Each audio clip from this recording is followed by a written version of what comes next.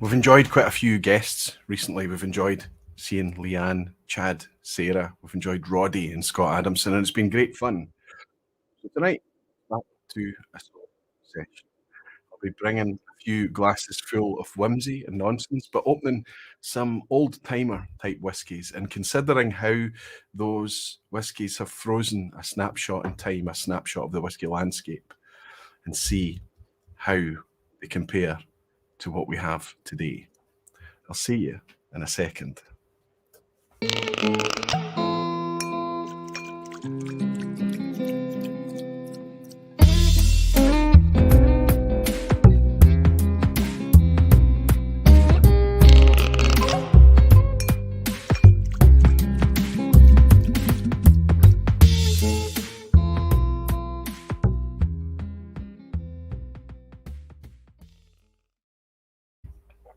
Hello, whiskey folk. Hello, everyone. Welcome to Thursday night. Welcome to another vPub. Hope you're all doing very, very well. I'm doing very well. I'm sitting here with some fantastic whiskies to get tore into tonight. But I made a wee mistake in the intro there because we've done the comparison of, how whiskies used to be versus how they are today. That's not really what I'm focused on, but more of a kind of much more general thing, the whiskey landscape, how everything has changed, the attitudes, the presentation, the branding, all of that kind of stuff. And then opening some of these really old kind of frozen in time bottles and see if they can work tonight as a wee bit of a time machine, take us back to then. We're not kind of going on age statement, we're not going on vintage. We're not even going on that kind of sensory transportation where whiskey can take you to a place or a moment in time. We're talking specifically about how these older bottles of things that we know and are still familiar with today have been kind of just sealed, put on a shelf, maybe purchased, put on another shelf, and just kind of forgotten about. And then by some means, fate, active tracking, whatever it is for us to come into possession of them, we get to open them as if it was fresh, almost as if we were going back a decade, 2 decades, or potentially even more. It's going to be the focus tonight. As I say, it's just me and all of you beautiful whiskey folk and dedicated barflies. I'll jump straight in and welcome you. Remember, I'm looking for the orange, so if you're trying to get my attention, please just type Aquavitae at Aquavitae, and it should highlight, and I should be able to catch what you're saying. Jerry Miller is here. Good to see you, Jerry. It's wonderful to welcome you in.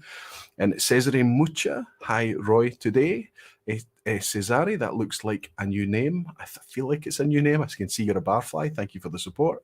It's nice to welcome you. Gav's Drams is here. Gav, the guy who gave me an amazing, it's empty, Gav, and I enjoyed every last little teeny drop of this Springbank 30-year-old. It was just an absolute treat. I savoured every second of it, Gav. You're a generous man. Thank you. And it's nice to welcome you to the vPub. Rick Johnson is here too, saying hello, Roy. And good afternoon from San Francisco, fellow barfly. So Rick's a full 8 hours behind everyone. What a trooper. Thanks very much for joining us, Rick. I hope things are well on the west coast of the US. Gino Kumo is in from Canada. Good to see you, Gino. Hello, buddy. I hope all is well with you. Looking good. Thank you, Gino. I'm sure you are looking good too. Certainly from where I'm sitting, you are, buddy. And Excess to Scotch is in from the Netherlands saying good evening, Roy, and fellow barfly Slantia. Good to have you, buddy. Hope you're well. Jimmy Leg is here. Just you? Okay, I guess. Well, you too, Jimmy. You bring the colour. You bring the humour and the fun. Nice to see you, buddy. I hope you're keeping well. Multi-mission Menno is here saying, evening Aquavitae, hi everyone. And Papa Q saying, looking forward to some whiskey history tonight, Roy. Yeah, I don't know if I'm going to be able to share much in the way of whiskey. I certainly haven't studied any whiskey history for tonight. It's pretty conceptual, but we'll see how we get on, Papa Q. It's nice to have you. Hellswood is in saying, evening, Roy. Good to see you, Helen. Amazing help earlier this week. Thank you so much. What I was trying to do, well, I've just mentioned Helen there, is I've got this week. Lots of you might remember these coins, right? It's not going to focus on it. Oh, it's trying to focus on it. Well done. These are the sniper coins. You might remember as a Speyside game that we used to play, and it was great fun. And I kind of just put it on hiatus. I gave it a bit of a sabbatical for a while just to kind of have a break from it.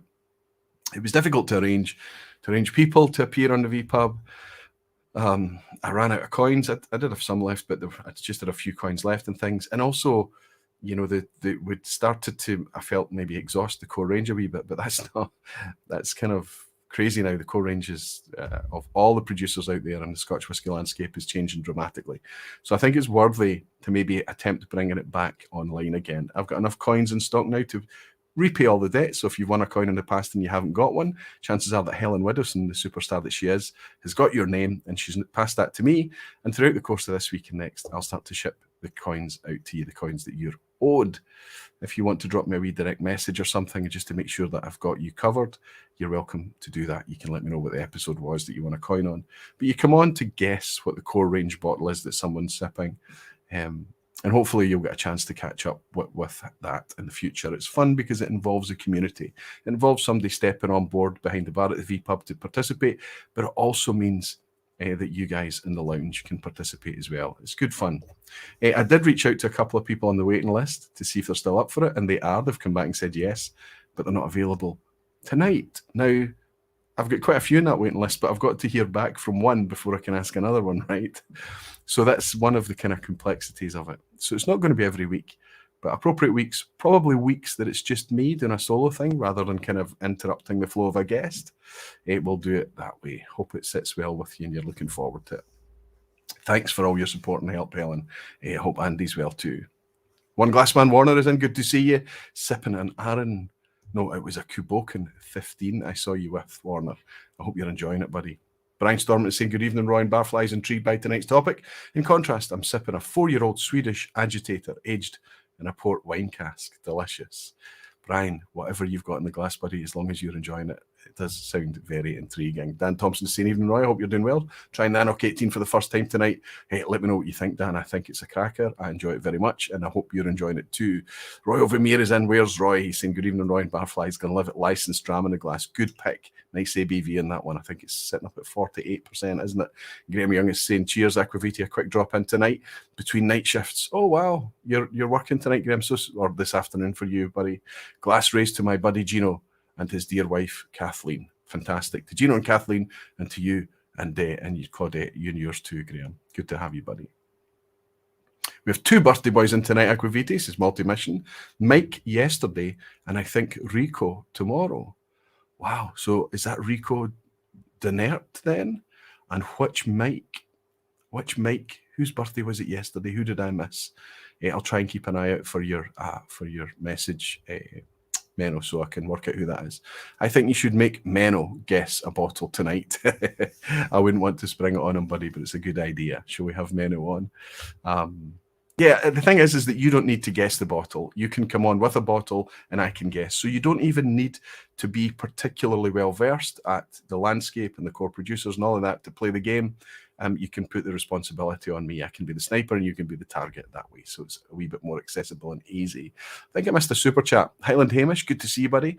You bought me a dram to say greetings from Orkney. Oh, wow, you're up in Orkney.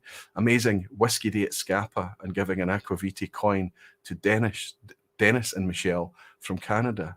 You're a star, Hamish. Get in touch with me and I will replace the coin that you gave away free of charge. No problem, my friend. That's a wonderful gesture. And Ian Bose is saying, Whiskey YouTube is a small world. Bumped into Ben, Whiskey Geek, and his dad at Glengyle yesterday. So Ben got in touch with me. And I said, who were they? And he wasn't sure. He said, I think he might have said that one of the names was Ian.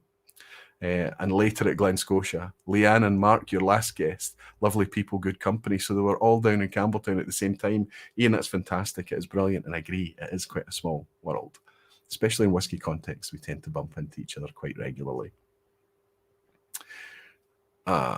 Just as it jumps again, Whiskey Straight Al is in from Northern Ireland. Good to see you, buddy. Danny Keenan, good evening. Aquaviti and the Barflies, good evening, Danny. Aris Moose is here. Jimmy Jazz is here. Fantastic. Rick Johnson, I've already caught you, Rick, haven't I? Pete Head, good to see Frank. Back home safely now, I hope. You might still be here, actually. Perth Sebastian, good to see you, Perth. And Chris Brown as well. Robert Primo, good to see you both, Robert and Chris. Fantastic. So many of you in, well over 200. Listen, the vPub tends to, it's amazing that it's staying busy because it tends to get super quiet during the summer months. Everything drops. We're noticing the traffic slowing down on Dramface. You notice it slowing down on YouTube generally, and it's just that kind of summer lull. So it's natural for me and it feels comfortable for me to slip into summer and take a bit of a summer break. But there are still 4 vPubs left after tonight before we hit summer, 3 in June and there's 1 in July, I think. And then obviously in amongst that mix, I'll probably manage to get out a recycled review as well. And then we just kind of go dark. Things go quiet over summer. And I'll see you back here again in late August. But there's plenty time and plenty chat to be had between then and now. Between now and then, rather. Let's just look for Menno and see if you manage to tell me which Mike has the birthday. Nick Gascoigne is celebrating being a member for 8 months. Good to have you. Thanks for the support, Nick. Evening all, and hope you're having a good week. Anybody that joins the Barflies, keep the vPubs ad-free. So if you click the join button on desktop, I think it's on Android too, but maybe not on iOS. You can join and you can subscribe for $1.99 a month of whatever your currency may be, and you get access to all these kind of cool whiskey-themed, channel-themed emojis and wee loyalty badges and things. But the biggest thing there is that you keep the ads. The vPubs, none of the content on the channel will run ads thereafter. The Barflies keep it ad-free. If you do want to support, the real way to support the channel, to keep it alive, to keep the whiskey flowing, to keep me in a job, is Patreon. Patreon is my support community there, and that's how I manage to earn a living from the community rather than from the industry or producers. It's a wonderful model, and I'm privileged to have all your support. Thank you. A wee dram come in from Danny Keenan saying, working tonight, I'm afraid, so I'll catch up on the replay. Cheers, Roy and fellow Barflies. Danny, it's nice of you to drop in just to say hello, buy me a wee dram, and let us know that you'll be picking us up on the replay, my friend. I hope you don't have to work too hard. Cheers, Danny. And Jimmy Jazz, being the superstar that he is, has gifted 10 Aquavitae memberships out there. Fantastic. We've got loads of Barflies joining. Okay, so this is a topic that's really kind of close to my heart because we love dusty hunting for a start, don't we? I love dusty hunting. That idea that you could walk into a retailer and you can see a bottle that you recognize immediately has been sitting there for a long time. It's like that frisson of excitement, that idea that, oh, there's a good one. I wonder how much that is. And if you can get it at retail, if it's original retail, that is super exciting. So you can do lots of things with that. You can just open it and share it and enjoy it and hope that it's not corked or tainted or there's no problems with it. You can do a wee bit of study and comparison. You can buy its modern contemporary version and do a bit of back and forward to see if it's changed. But inevitably, in my experience, regardless of which distillery it is, it's malt whiskey we're talking about, I guarantee it will have changed over time. Try as we all might, malt whiskey, even those that have the deepest stocks, malt whiskey doesn't want to play the game of consistency. But by definition, it's a batch-made product after all. So it's super interesting to kind of just taste the past. And when I'm talking about this time machine concept, as I mentioned at the start of tonight, you can look at the vintage of a bottle, the year. You can look at the bottling date if you've got that information. And it's fun, and I've done it recently where I've looked at the bottling date. There was one that was 2014, and I looked at the bottling date, and I looked up my phone for photos taken on that day in 2014 to see what I was doing, what was happening in my life when that bottle was being, when that was being bottled. When that whiskey was distilled, actually. Quite fascinating. Just a little kind of whimsical, silly thing that I do.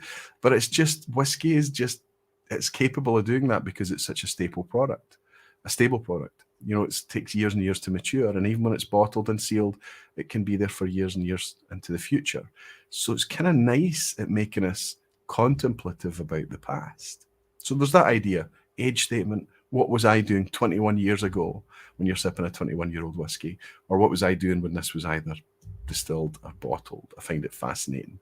Then there's the second one. Carlos Sanders bought us a wee dram. Dram tonight is an SMWS Klein Leash. Sadly, no Brora. No worries, Carlos. Fantastic to finally shake your hand and hang out with you in the pot still last Friday night with so many other amazing whiskey folk. It was a great wee night. Enjoyed myself a bit too much, but it was the weekend and it was deserved. It'd been a hard week, so I was really looking forward to it, and I enjoyed myself very, very much. Ellswood is saying I have a new 12-year-old Glenfiddich alongside my late dad's 80s bottling of Glenfiddich Special Reserve. The old dusty bottle is streets ahead. Interestingly, you might see Glenfiddich make a small appearance tonight, just as a wee example, Helen.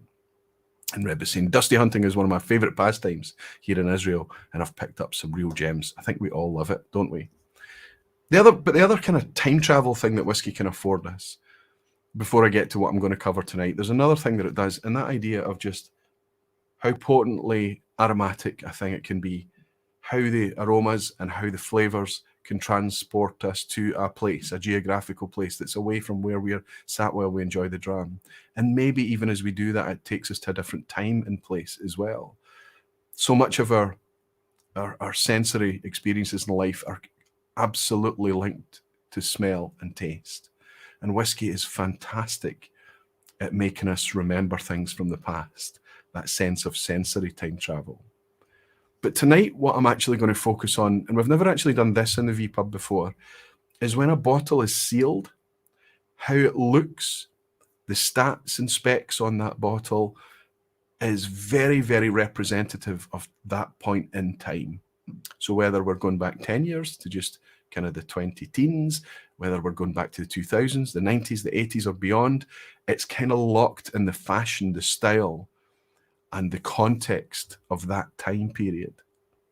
And that's interesting because whiskey is stable, as I say, so we can still open that and hope that it's not corked and pour it and taste it. There will be, most of the time, it's very rare that it's going to be bright and fresh. There will almost always be some amount of old bottle effect, that kind of slightly mustiness that you get coming through because the whiskey's been sitting in that bottle for so long, that chemical soup.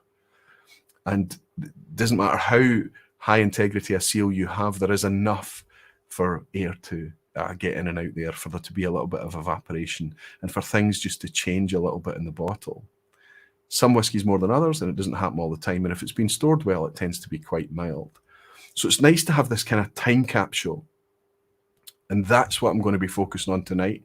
And I will be, you can see that my antique bottles here has been raided. That's a much lighter looking shelf tonight because they're all sitting down here to my left-hand side. And that means that I'm going to have a great excuse to open some of these bottles with you tonight and let you know whether they're corked or not.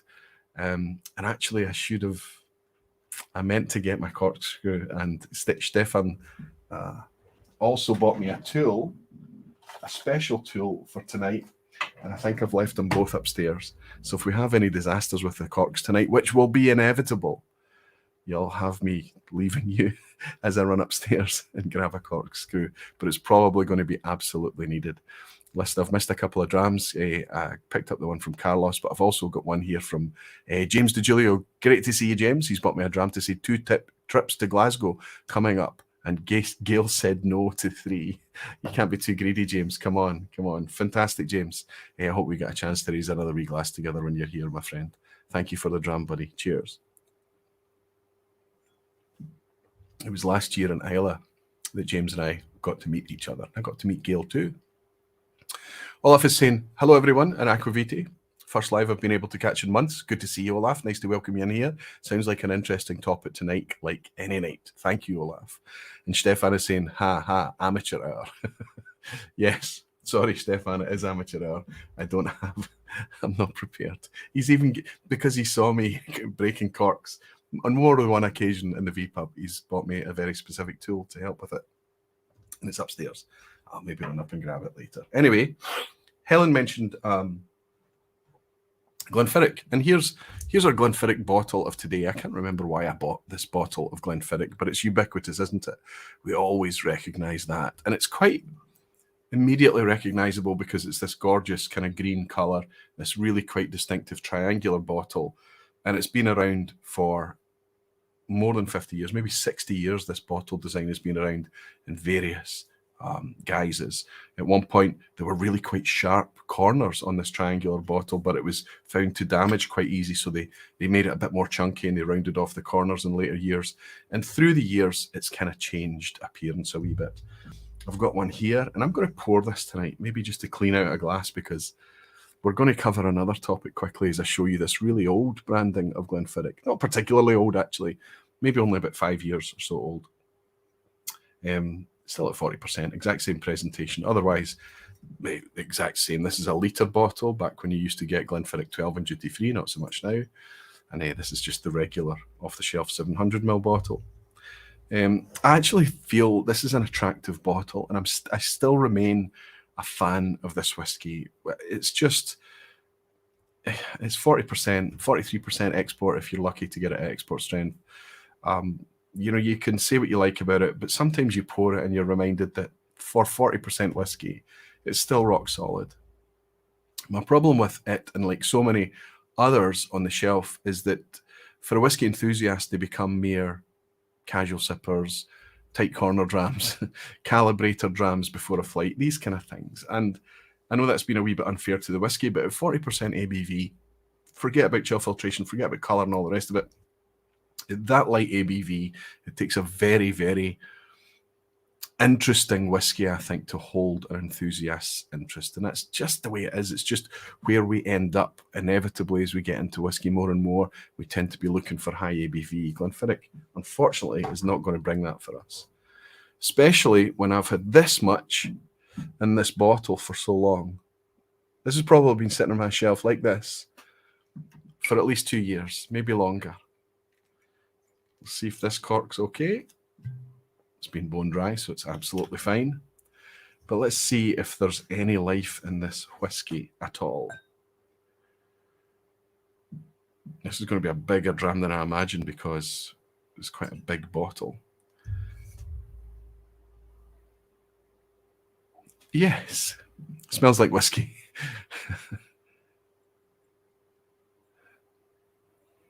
Cesare Muchez saying it was his first bottle of single malt. I guess Cesare, I know I'm making a mess of your name. I hope I'm doing okay. For so many people it was, right? Dad's old Glenfiddich bottle is 43% on a litre. One he bought on holiday, we believe it would be. It would be either a duty-free or probably coming back. But there's lots still on the nose here. I would even say that there's a richness that I wouldn't expect. And this wasn't a particularly stellar. This wasn't a vintage bottle. This was just a regular litre of Glenfiddich. I don't remember how or when I picked this up. It's been around for a long time. But there's lots on the nose here. There's a big lick of oak. There's lots of sweet confectionery vanilla. Kind of reminiscent of sugar mice, even, I would go as far to say. And a rose-watery, sweet confectionery, Turkish delight almost thing. But there is a sense of, it's not all bottle effect, but there's a sense of kind of a roundness to it. There's a sense of like the whiskey has been in exactly as it's been stored in a bottle full of air for a long time. So a wee sip and see if there's any life on the palate.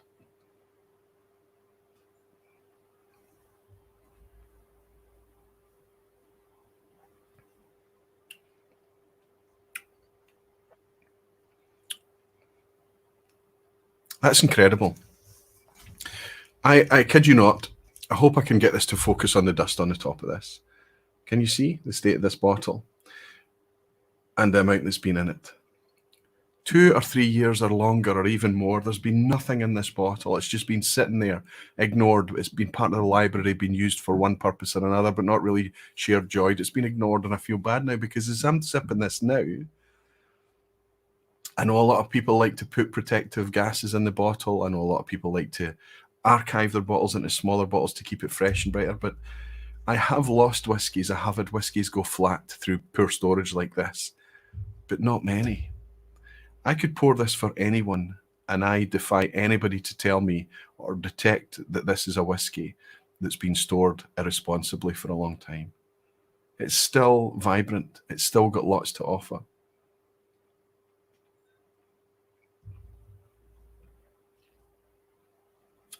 Could be a decade old. I could have bought this 10 years ago, but maybe for 3 or more years it's been down at this level.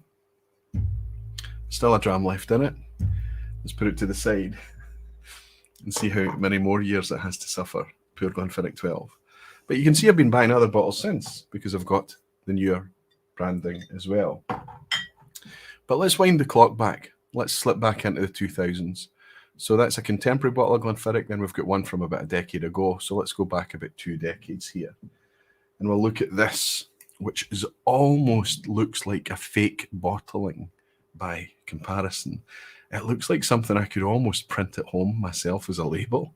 That's the case for the bottom label and top label, but I guarantee you this is a legitimate bottle and it's not particularly expensive. None of the bottles I share with you tonight, despite some of them being really quite interesting, are particularly expensive. We're not talking sought after collectibles here. We're talking about things that you can pick up at as dusties or potentially pick up fairly inexpensively at auctions because no one's looking for these things. I look for them, but I'm a wee bit like that. Here we have a Glenfiddich 18. Now, you see what I mean? Is that almost like that idea that you could print that label at home? I mean, the paper's clearly different. On the back, we have a barcode, so we know we're well into the 1990s here, and of course, we're at 700ml bottle, 70cl. I think this is early 2000s, this bottle, mid 2000s, maybe 2005, 2006, something like that, of that order. This is the Glenfiddich Ancient Reserve. If you search on any auction for Ancient Reserve, it's going to be the 18-year-old. 40% ABV presentation. And I've had this, I bought this, I believe, as part of a kind of mini collection from someone, and this was one of the bottles that they weren't really interested in keeping, but it's certainly the type of thing I would like to keep. Now, I'm familiar with Glenfiddich 18. I think it's much like the 12-year-old. It's quite solid whiskey, but I can't recommend it to anyone. Again, the 40% thing is an issue for it. And I always found that it was just a wee bit non-communicative, despite its wonderful, venerable 18-year age statement. There's our first cork. And I didn't even pause for a nanosecond to consider that the cork would have been extremely weak. So here we have it happening already. So I shall leave you chatting amongst yourselves while I go and pilfer the necessary equipment from upstairs. Back in a second.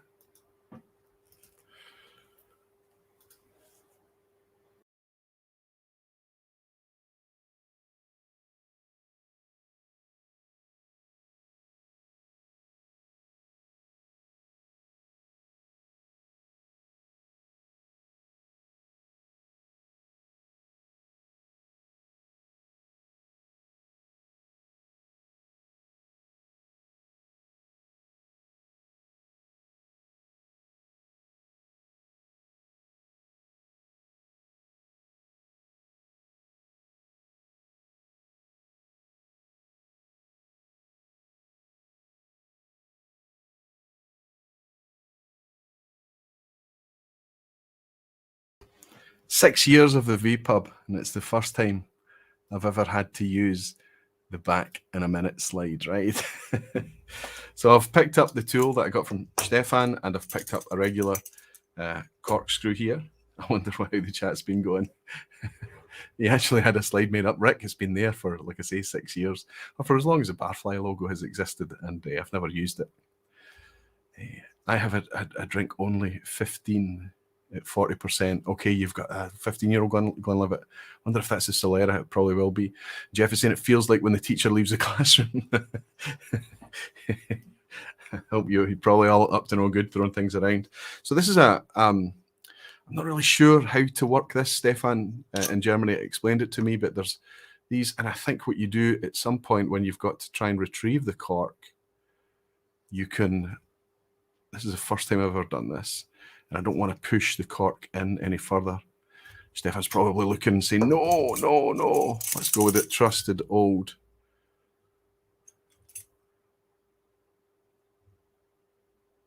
Easy. The worst thing that can happen tonight is that I'll end up pouring past broken cork in the bottle, and then I'll need to do a rescue effort later. So a good reason if you're going to do this to keep your old corks. You'd be amazed how many different cork sizes there are, so keep as many as you can. And this is going to give us an idea just how bad the cork is. See what kind of smells we're going to get. That's not a bad effort, so it hasn't crumbled. It isn't a disastrous shape. Quite a clean break and smells okay. It doesn't smell bad. So sometimes when you get a really horrible rotten vegetables and corpse type smell from things, you know you've got corked whiskey. But I think that we're okay with this wee Glenfiddich. I think we're okay. Right, so let's try and keep track of things. Get a clean glass and hope that none of our whiskies that we're going to open tonight, even if they take considerable effort with tools, let's hope that none of them are corked. So I'll need to dig out a fresh cork for this one, this wee 18-year-old.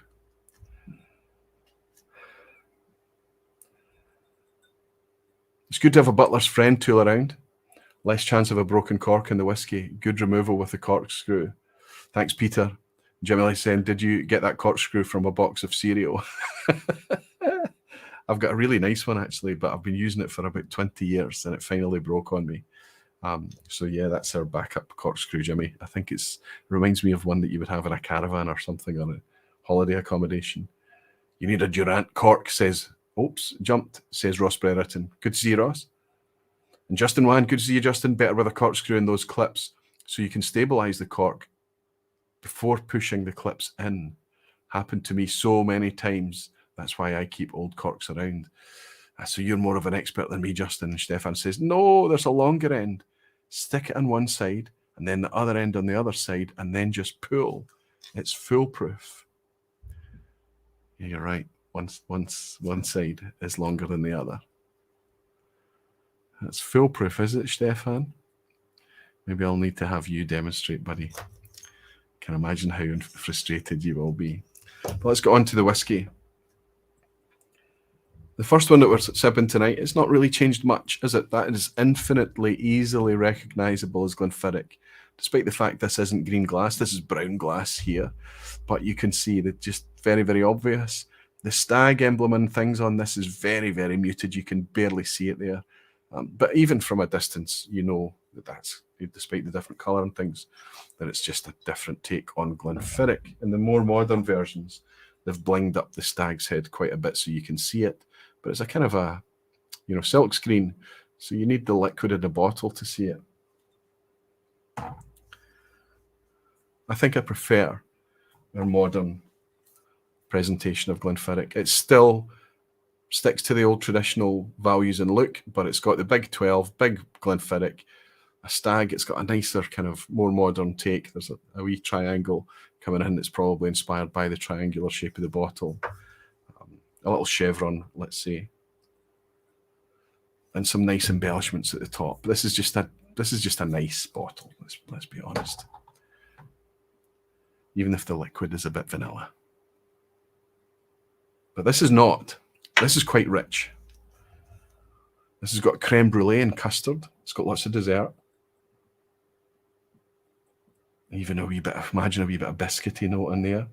But it smells fresh. I'm not getting any old bottle effect, and I'm not getting any taint or cork contamination. It's fruity, sweet citrus, like tinned mandarin segments,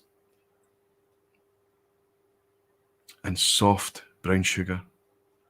It's very, very, you can see where I'm going with this on the nose. It's all very dessert.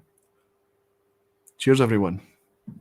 Here's to something that's been waiting in the bottle for probably 20 years, maybe 18 or so years, and 18 years before it was put into that bottle as well. So we're going back about 36 years. We're easily and comfortably into the 1980s when this whiskey was made. Cheers.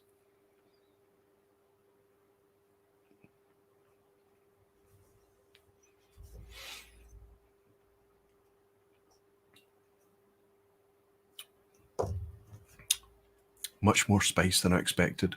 I expected just a soft, clean, gloopy experience, but no. Got a nice wee bit of spice there as well to help things along. Soft spice. Soft cinnamon. Sugary and it's sweet. Dessert theme continues. The orange oils are there. But the most obvious thing here is the richness and also a sense of age, a real sense of age. You could easily pour this for someone and tell them it was a 20-year-old or beyond. And I imagine that back in the early 2000s, Glenfiddich would have had a fairly deep stock of even older, and they may have even been, we can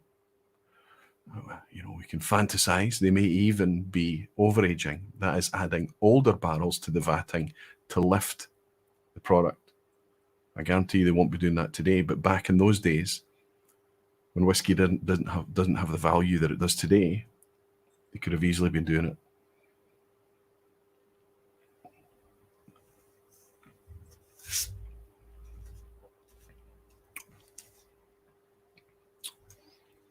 Delicious, ridiculously complex whiskey, sweet, easy, slightly drying on the finish, a wee sense of sherry cask coming in there at the end,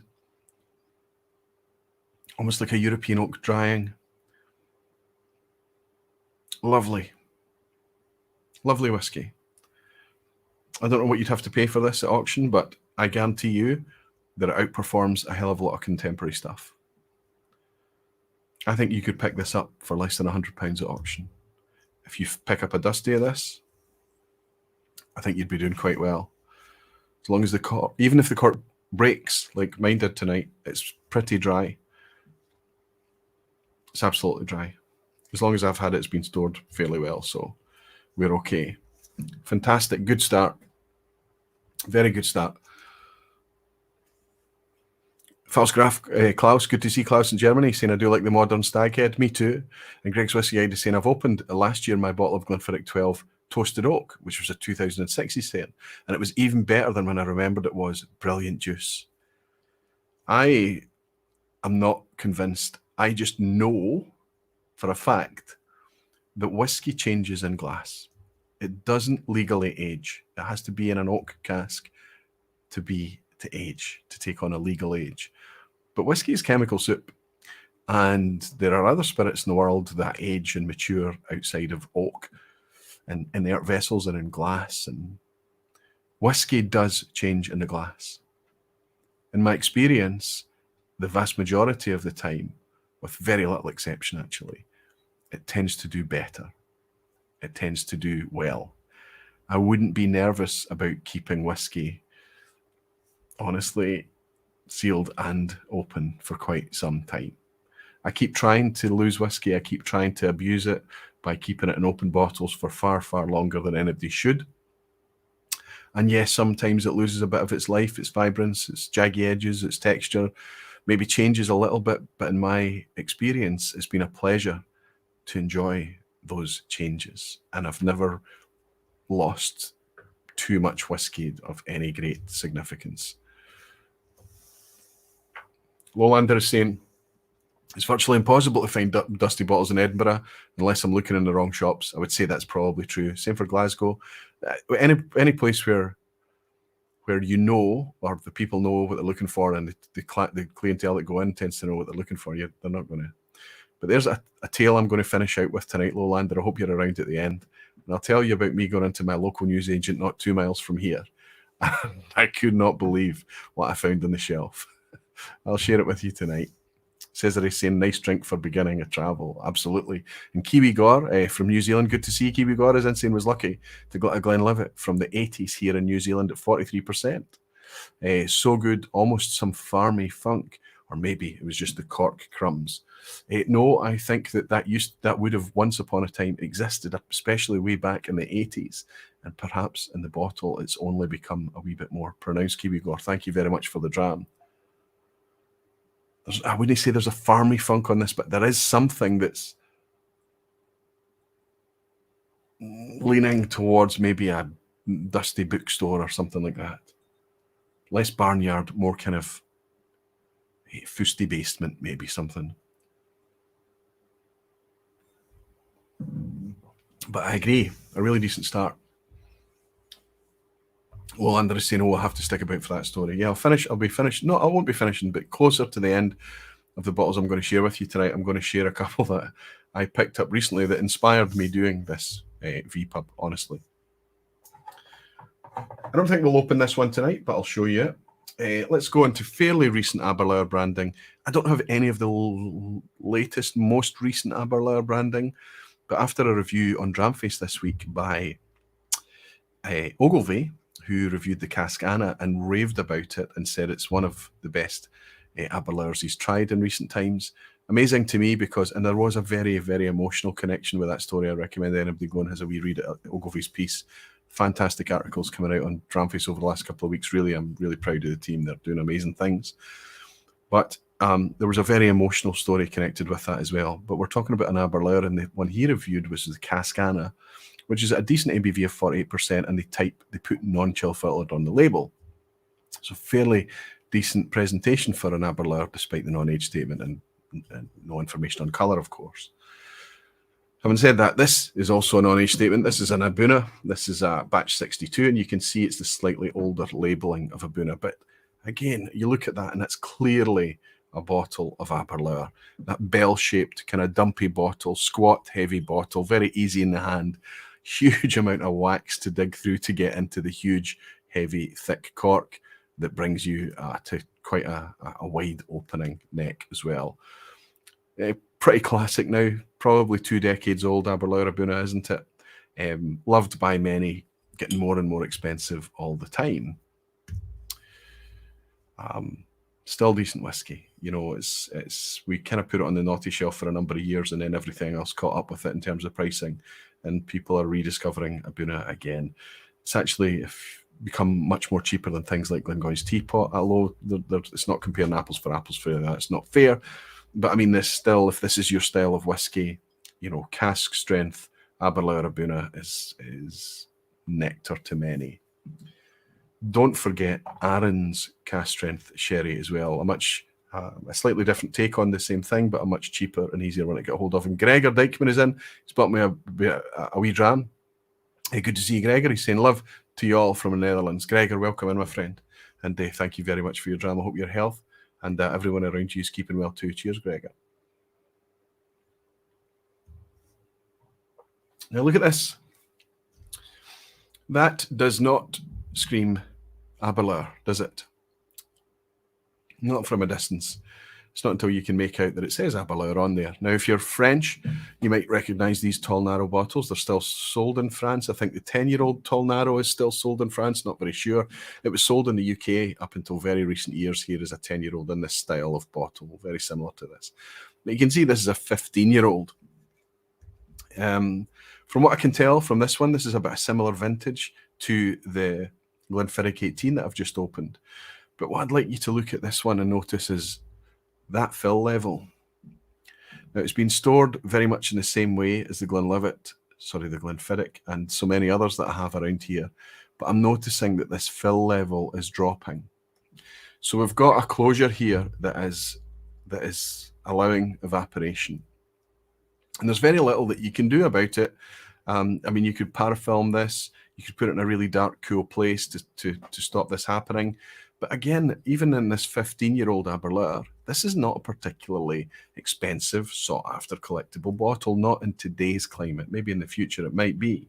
It's 40% ABV, as I say, 15-year age statement, but presented very much in the style of how blends were back in the day. I'm going to suggest this is early 2000s as well, this bottle, something of that order.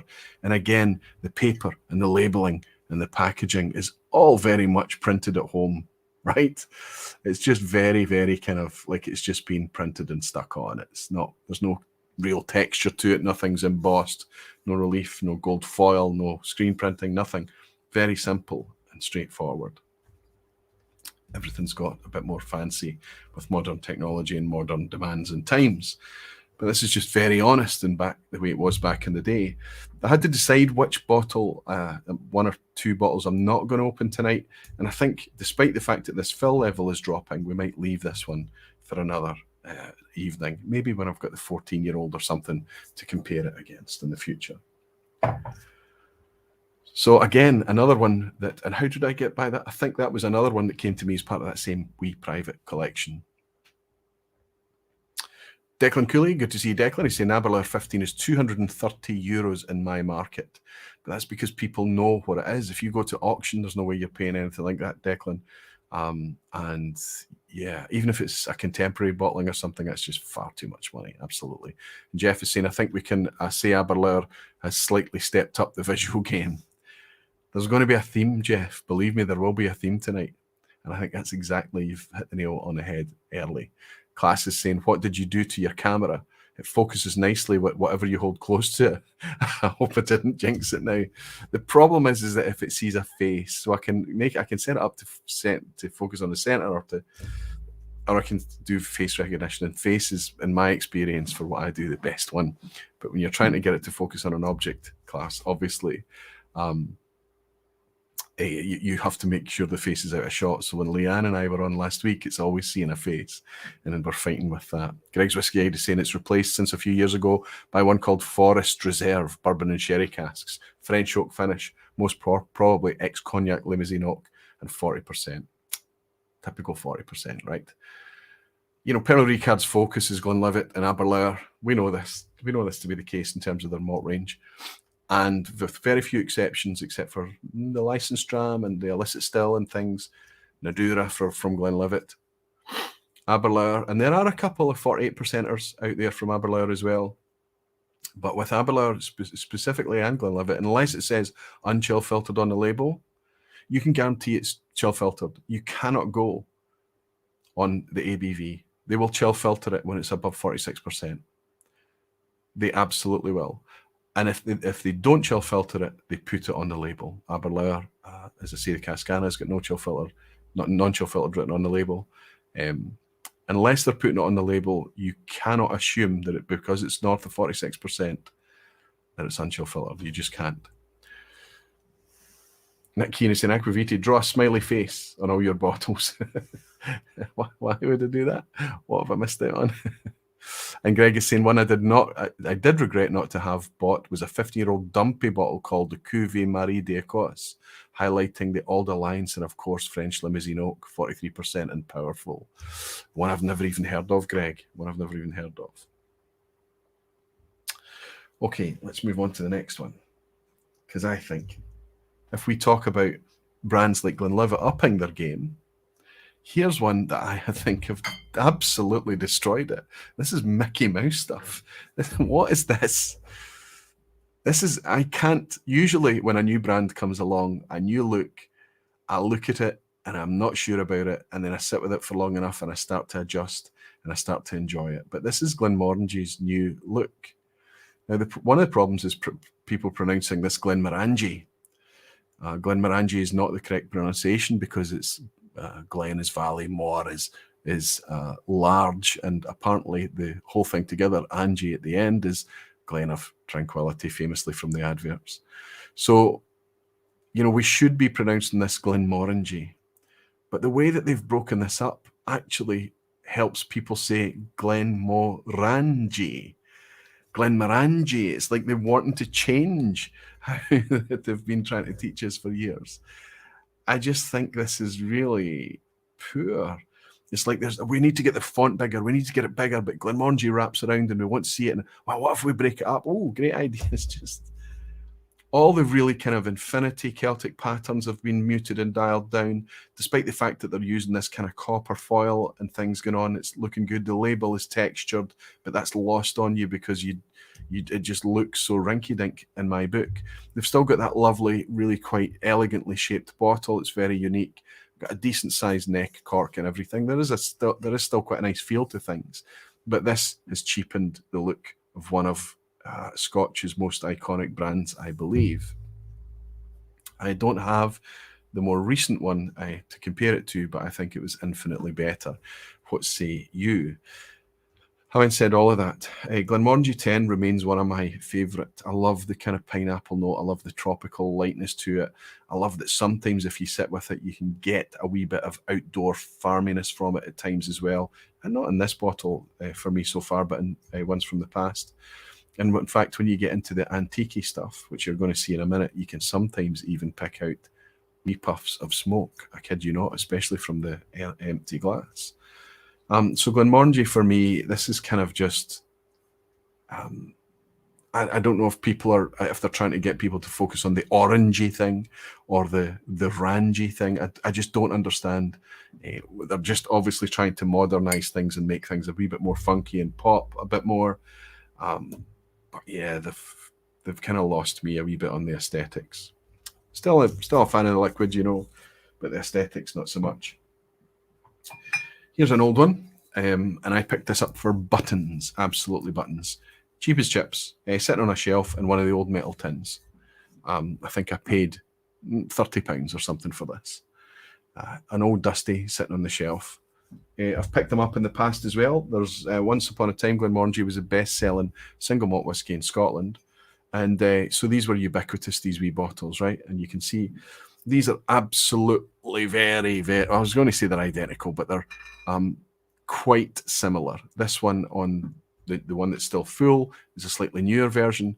And this one on my left here is a wee bit older, you can tell, because this is probably pre-1990. This is no barcode on the back, whereas post-1990, roughly speaking, we've got a barcode here.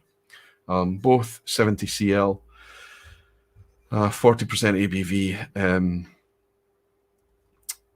There are some differences in the label, but not too much, really not too much. And you can see as you look at these two together, they look very, very similar. I will open this. This is intact. You can see this fill level is still quite strong.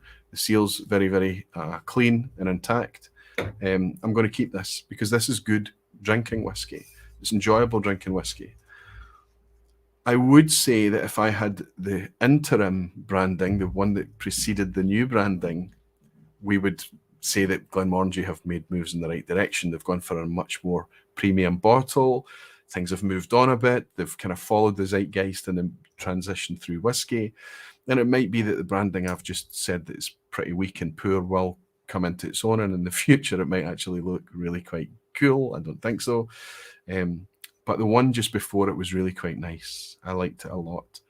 What it didn't do was it kind of, the 10-year-old statement on the labeling was very quiet. But then they haven't really brought that much more attention to it here. They've got it on the neck and they've got it on the label at the bottom, so they have made a wee bit more of a fuss of it. Here, they've just got it written in text on both of these. So we won't be opening that tonight. And as you can see, I'm enjoying this. I'm getting through this old Glenmorangie, and I think it's a very elegant, but slightly flattened out, lost a bit of vibrance pour. But when you sip this, and especially when you cover the glass and you come back and take the cover off the glass, you can find a lick of smoke. And then if you drink it and leave the glass, come back to the empty glass, smoke. And that's a strange thing, especially for somebody who suffers from peat blight like I do and can struggle and sometimes cancel out peat and not even detect peat because I'm just, you know, so accustomed to drinking peaty whiskies. I've kind of almost cancelled it out. But I can, when I'm looking for it in that dram, I can sometimes find it. Have a wee sip of the 80-year-old Glenfiddich.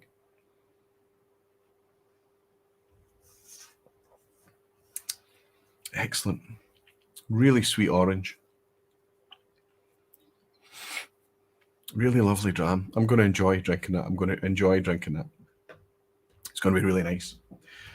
Let's move up. Let's keep the pace up because I've got a couple of crackers to open tonight and share with you. Here's one of the bottles that I think suffers a little bit from what I call, and I've picked one off the shelf here to show you the half-empty effect here. If I turn this upside down, you can clearly read Tomatin. Okay, it's upside down now, but it's very, very clear. So in a full bottle, the Tomatin thing pops, doesn't it? But if you have it half full, that Tomatin thing almost disappears. The labeling disappears. That's been a problem with a lot of bottles in the past. More recently, you might remember the old Benromic branding and things.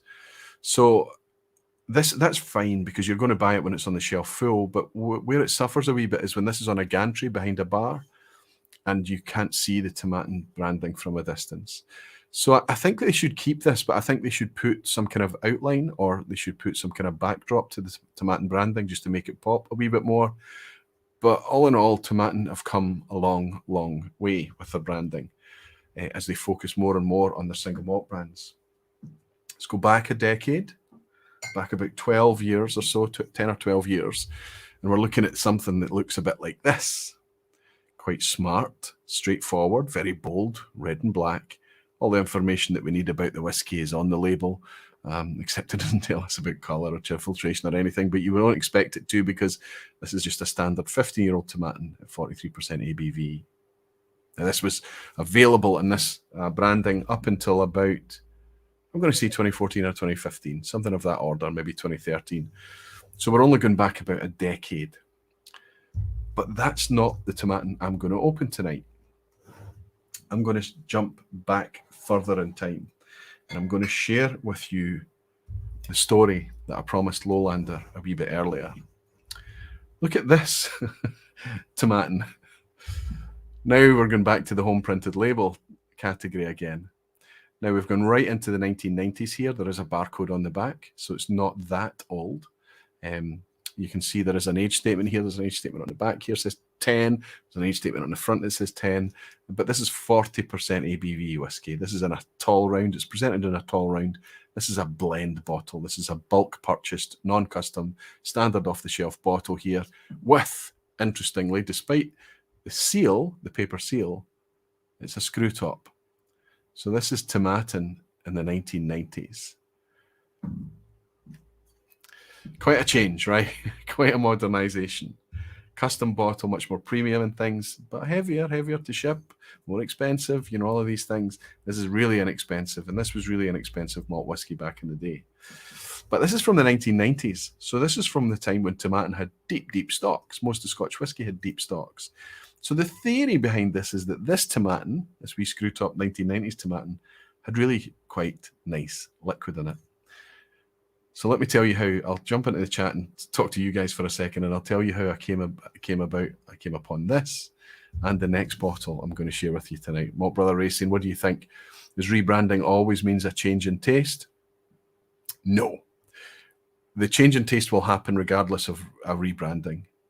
Like I said, it's malt whiskey. And the rebranding never or very rarely represents a step change unless there's a change in the recipe or the profile of a deliberate change in the makeup of the whiskey. But if they're just kind of keeping their 10-year-old and switching to a new bottle, but they're trying to keep the profile largely the same most of the time. So don't confuse branding changes with changes in flavour profile. But what we can do is generalize, and we can consider this in the context of what it was back in the 1990s.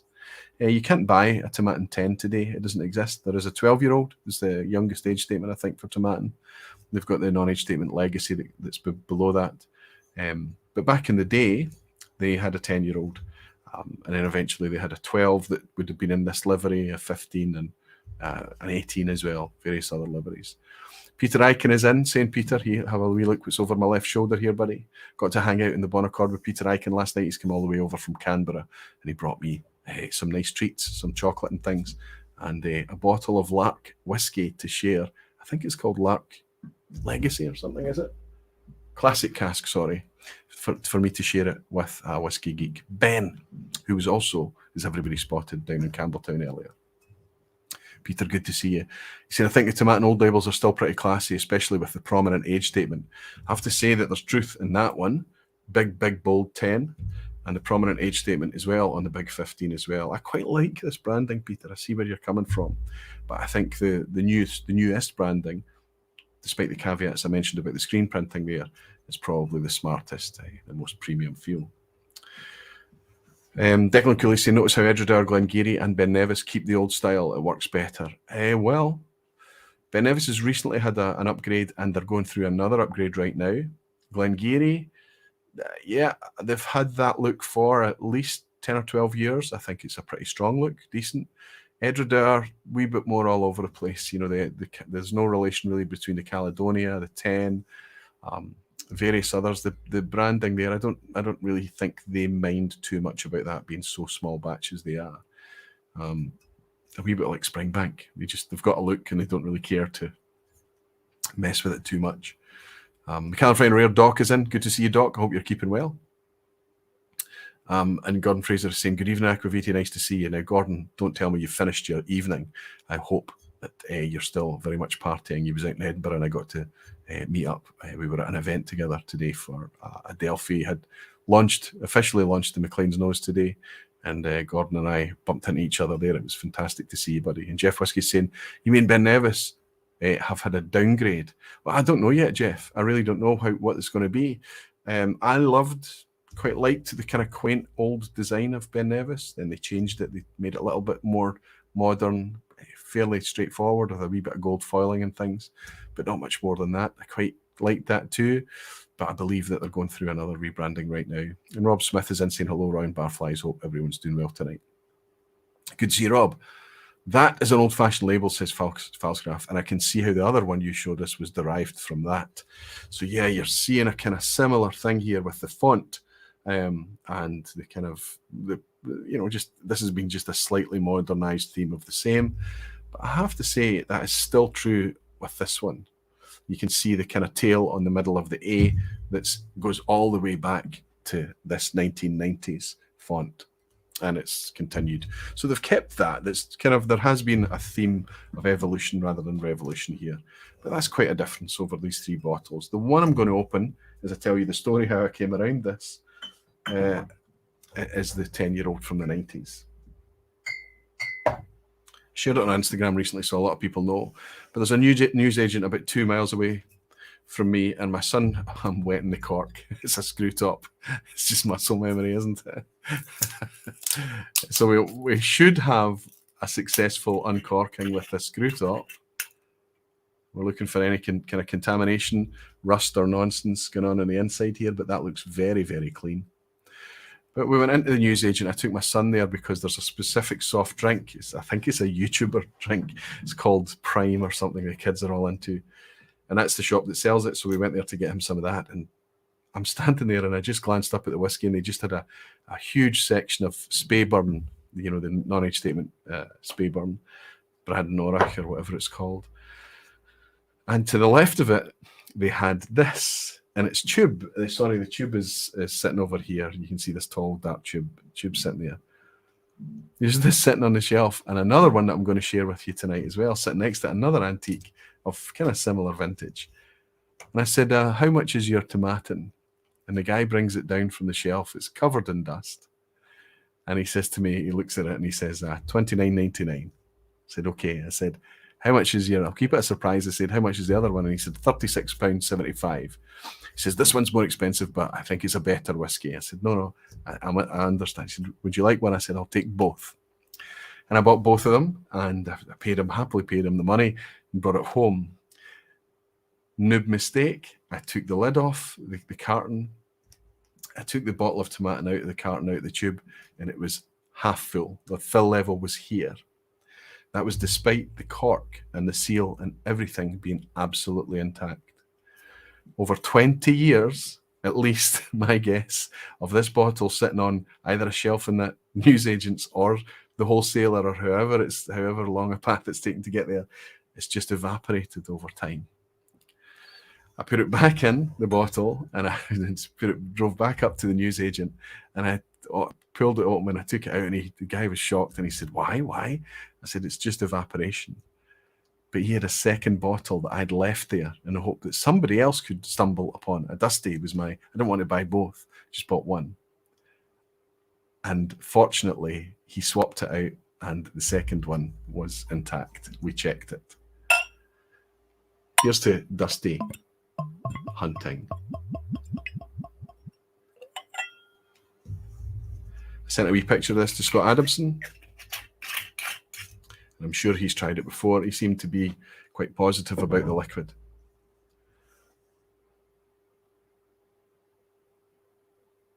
Okay, quite quiet. Not a lot happening straight out the bottle. Maybe a wee bit of fizzy orange like Lucozade or something. Almost like a fizzy orange tablets, Lucozade tablets. Do you ever remember those, the sweets? Yeah, a wee bit of fizzy orange. Very soft, very quiet.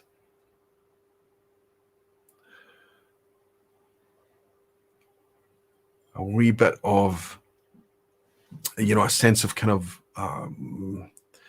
I don't want to say Granny's house, but yeah, like this damp fabric, or I'm imagining doilies and potpourris and things like that. There's a floral side to it, actually. But it's soft, very soft and quiet. Cheers, everyone. Here's to a 1990s Tomatin 10. Again, more than likely, we're deep into the 1980s with it when this whiskey was made.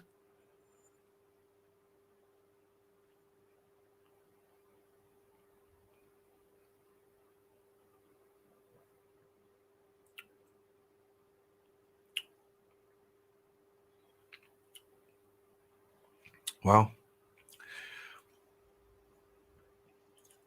A wee bit straightforward. A wee bit plain. But absolutely well-mannered. Nothing odd. No no bottle or cork taint whatsoever. No age taint. Not much in the way of old bottle effect. It's still quite bright. It's sweet confectionery. Again, we're in orange themes again. Finish is not bad for a 40% whiskey.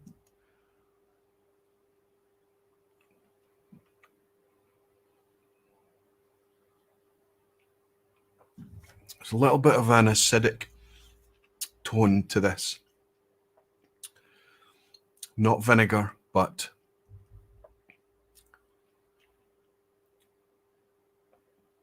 not lemon, not citric acidity, like more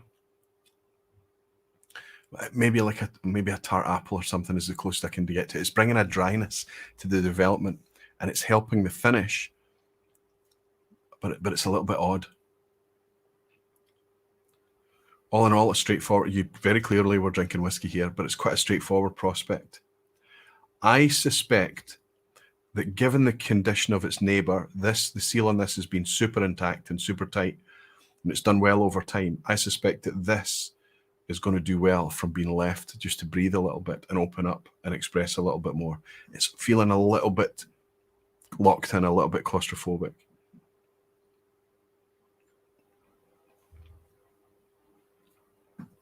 But I was free after 30 years, probably 30 years, being locked in this little capsule, just waiting for somebody to open it and sip it.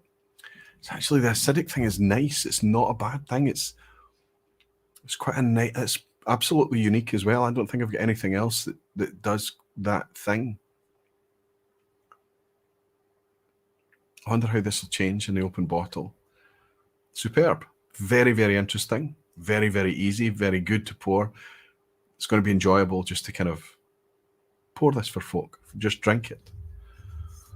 But we have to say, if we went back into the 1990s and these were the whiskey bottles on the shelf, what kind of people do you think would be buying them?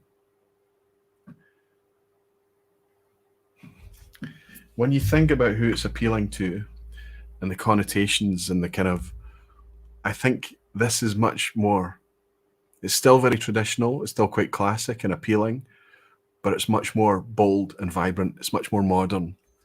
This is very brown tweed jackets and caps. This is very shed-like. This is fishing boat-like. This is country club-like. This is cigars and cravats, and this is very, very stuck. And you would think that by the 90s they would have already been trying to really quite to bring things much more up to date. I don't know, but that was what whiskey looked like in the 1990s, and that's what it looks like today. I prefer today.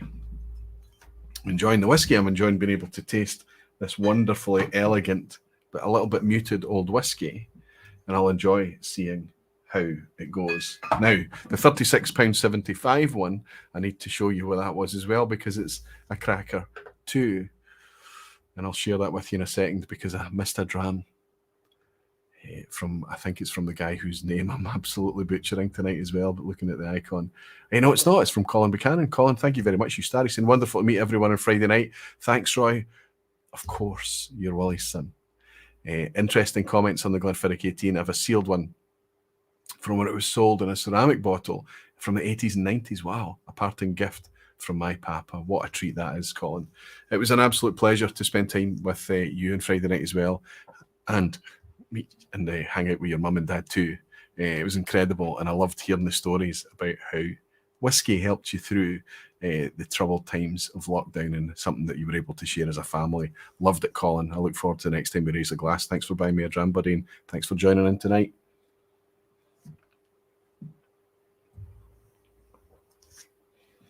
That's getting better every sip, that wee Tomatin.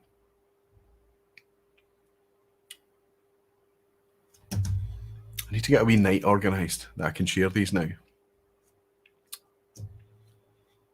Quite interesting. Soft, sweet orange fruit again. Quiet, mellow, rounded, nothing particularly jaggy. Amazing. So the £29.99 was the Tomatin 10, and then next to that was a £36.75 bottle of Highland Park 12. This is the Highland Park 12 that you recognise from today.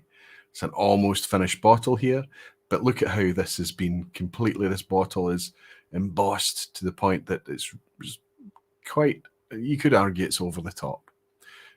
This is, they call this Viking honour. They've got Viking pride and Viking scars and, you know, Viking dreams and goodness knows what else.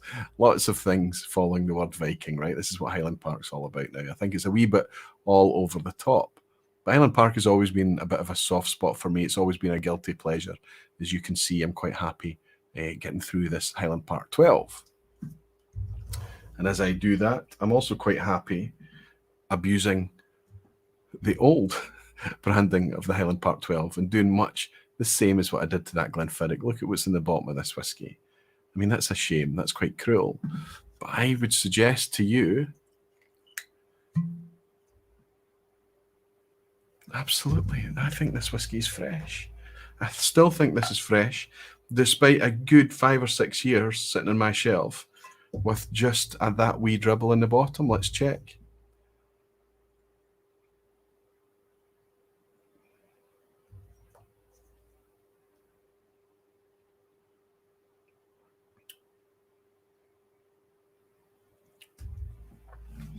Still got a soft spot for a Highland Park 12. 40% ABV. They could do so much better, I know. I guarantee you I paid £25 for this. It used to go on offer at £25 all the time, and I would regularly pick it up, and it was a staple for me. I loved it.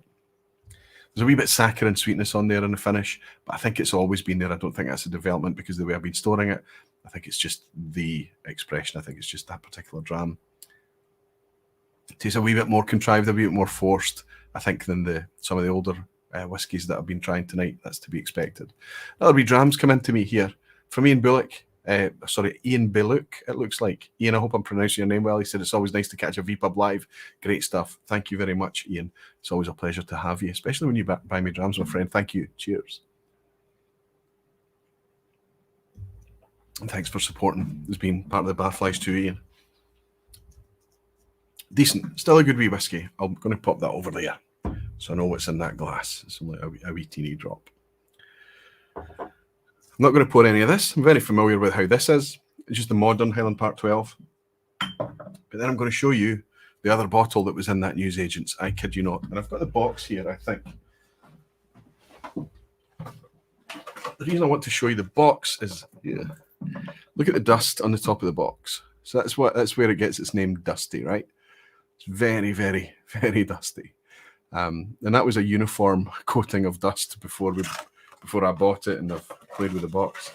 But it's very easy to age this one as well, because there's a competition on this leaflet in here that runs out on the 28th of December, I think 2003. So this has definitely been in glass for at least 20 years, maybe 21 years, something of that order. But because of that wee snippet of information inside the promotional label inside, the competition label, we can absolutely say for sure this is early 2000s. So where the Tomatin's probably got a few years on it, this is just a few years newer. But this is in immaculate condition otherwise. The seal, everything is perfect. The fill level's good and strong. I'm very encouraged about this one. I'm not so confident that I'm going to be able to get the cork out of it. But look at this. Here's one I bought, being sold off cheaply about, I don't know, 8 or 10 years ago. I bought this one, and they're almost the exact same. I've had a wee look here, and there are some very, very minor differences between these two bottlings, but they're very, very close.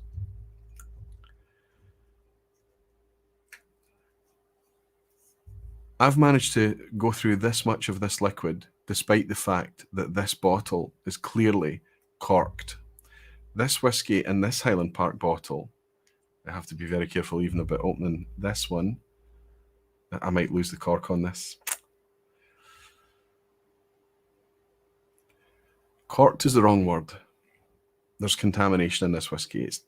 Whether it's TCA or goodness knows what, this tastes of turnips.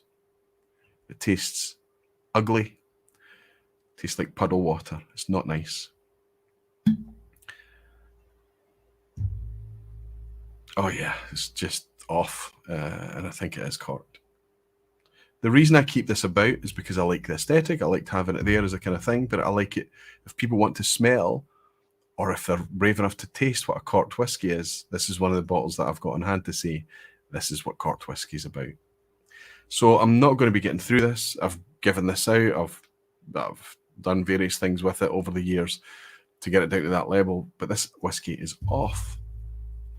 But I have heard that this particular Highland Park is wonderful liquid. So I'm hopeful that this time serendipity has played a hand to allow me to try a bottle of it from my local newsagent for £36.75.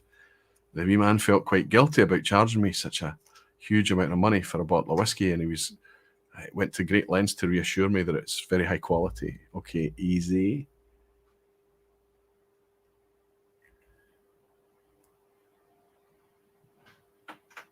Easy.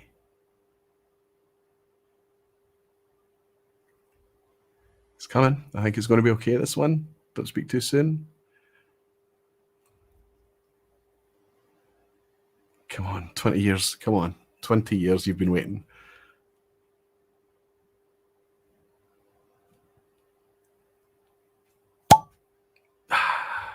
Good. Oh, this is not looking good. This is not looking good. Now, this has been stored upright for a long, long time, but that's an ugly looking cork. Doesn't smell too bad.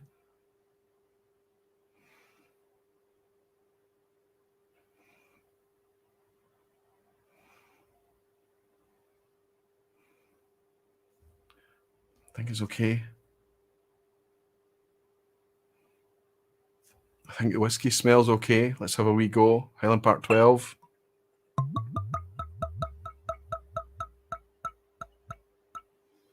%40 ABV.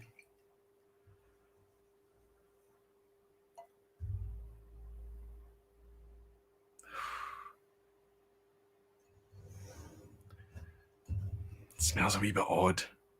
I don't know if that's the Highland Parkiness of it, or whether there is maybe a wee bit of taint on this bottle. That would be a shame. Let's have a wee sip and see how it is. Try and suppress the gag reflex if it's corked and awful. It's the gamble that you have, unfortunately, with these old bottles. Oh, I think it's okay. I think it's okay. I think it's just the type of whiskey that it is. Donald Pass whiskey, fingers crossed. Absolutely. Declan has said, I'd say it's fine. I've seen corks like that and the juice was good.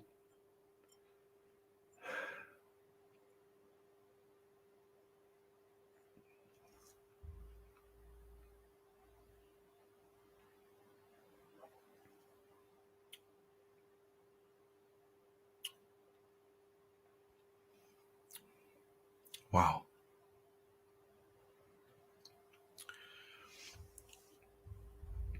So there's a definite lick of old bottle effect here. There's a definite fustiness. There's a definitely dusty cellar thing going on.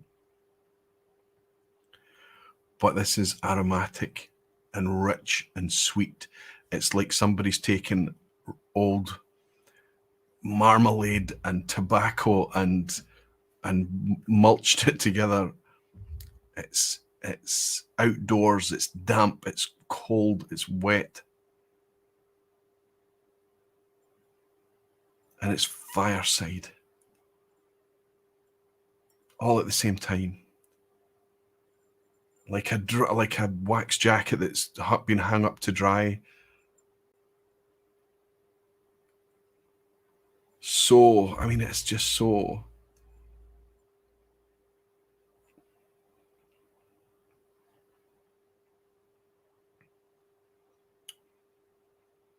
My good.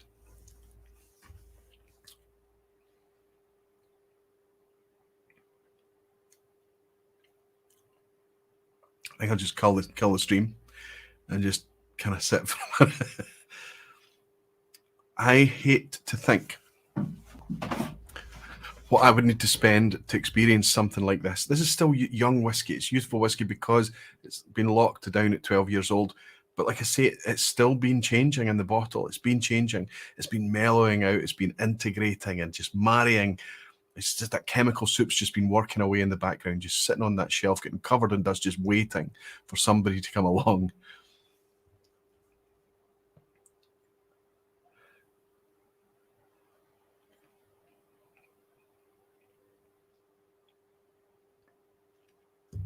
This tastes like old whiskey. Old whiskey.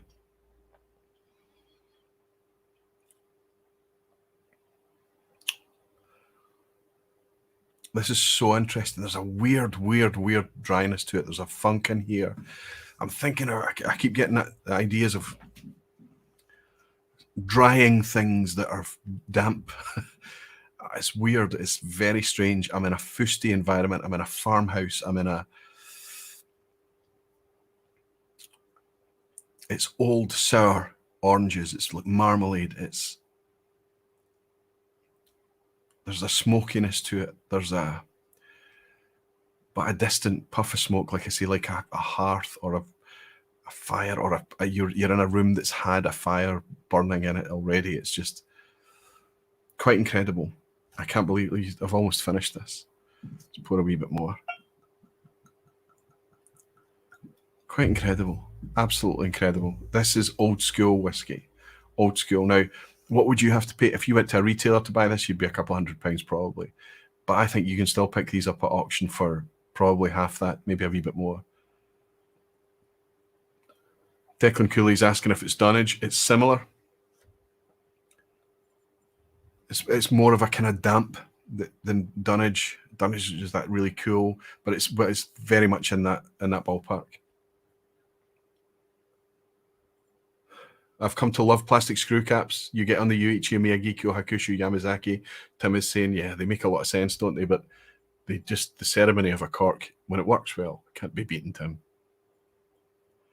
Compare that with the new dumb Viking one, Aquavite. I think that would just be easy. There's not a brand, Highland Park or otherwise, there's not a brand on the planet that could keep consistency over 30 years, Jimmy.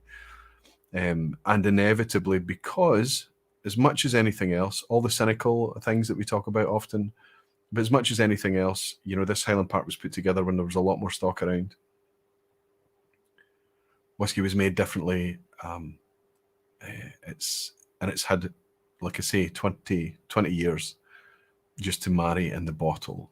It's not comparing apples for apples with a fresh Highland Park 12-year-old that's very unlikely to be overaged in any way. Whereas I think anybody that sips this is going to be, they're going to know that they're drinking older whiskies too. It certainly comes across like that. What a treat. What an absolute treat. Now, what I'm going to do is find another cork to replace that, because I think that's a wee bit ugly looking. Oh, it's drying out quite quickly. And it's solid. I mean, it's not... Yeah, it's not bad. But I think I'll freshen that up with a new cork. So that and the Glenfiddich needs recorked. I might even have an old Highland Park cork that I can use for it. Believe it or not, there's another one that I'm desperate to open that nobody's seen. Nobody knows about it. I've had it on the shelf for years, wondering what to do with it. But tonight it's getting opened because I'm hoping that it's something I can enjoy. I hope it's not going to be corked or anything, but it's an interesting one for me.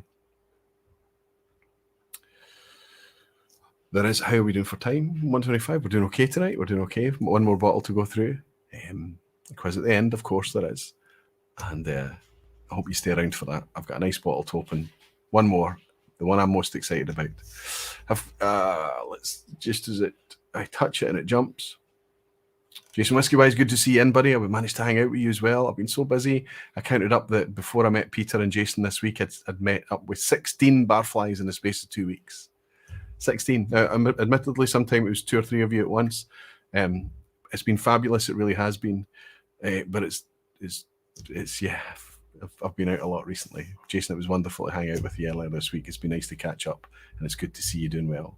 I've got a Highland Park 12-year-old bottled in the 1980s, which I'll need to share with you. That's even before the screen print one. The screen print one was in the 90s, wasn't it? That'd be amazing, Jason. And Rob Smith is saying Edredeur like. No, not Edredeur like. There's much more spikiness to Edredeur. There's much more kind of out there. This is much more rounded. It's much more soft. It's much more kind of, but you know, some of the things, some of the kind of slightly funkiness of Edredeur, I get where you're thinking. Ian Bruce is saying Paddington Bear's suitcase after being recovered from BA lost luggage. Yeah, BA is taking the mickey right now. If you can avoid traveling BA right now, I wouldn't judge you for it. It's a mess. 80 or 90 is better now, Aquavite Roy. 80s or 90s? It's better then than now. Okay, yeah, absolutely. Absolutely. I mean, this is just a terrific, old, decadent, privileged thing to drink.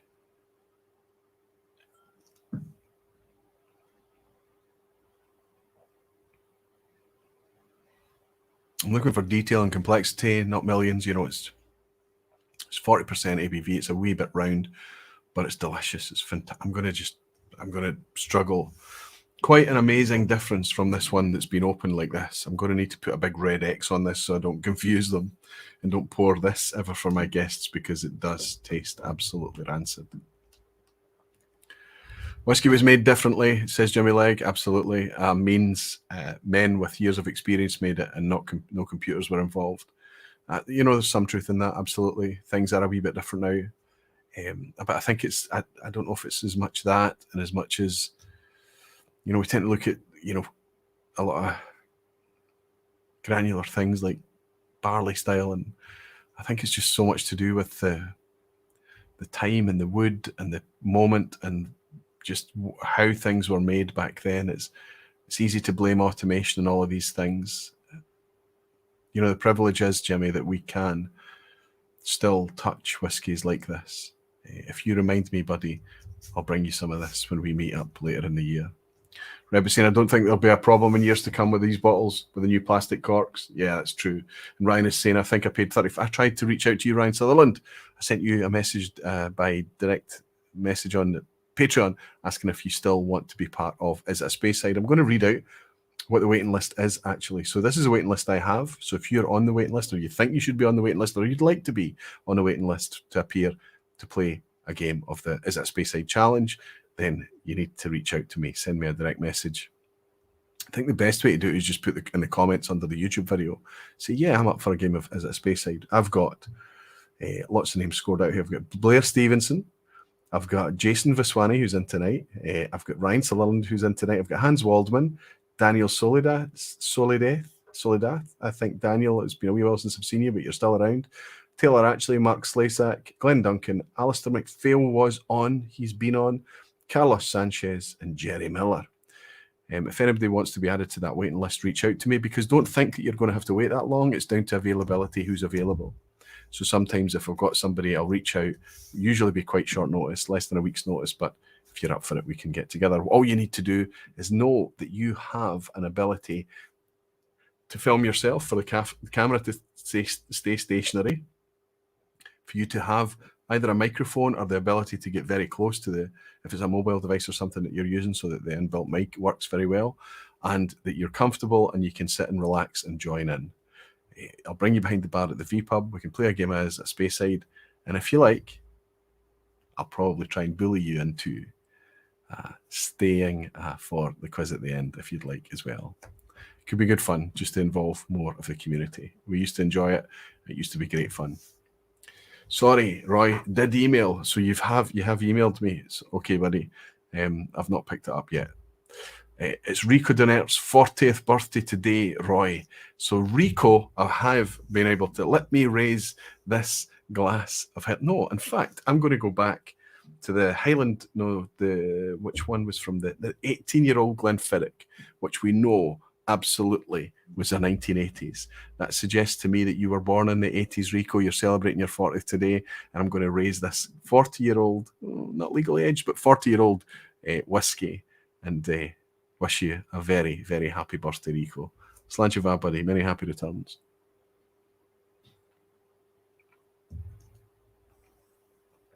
Ooh, quite fresh. And we're back in that sweet orange again. Quite fresh compared to the Highland Park. Amazing. Let's go into the Tomatin. Oh my goodness. Melted caramelized sugar, like I'm making tablet.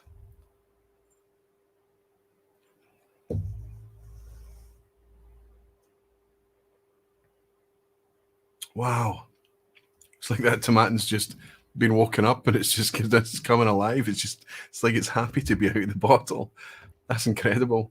Many happy returns, Rico.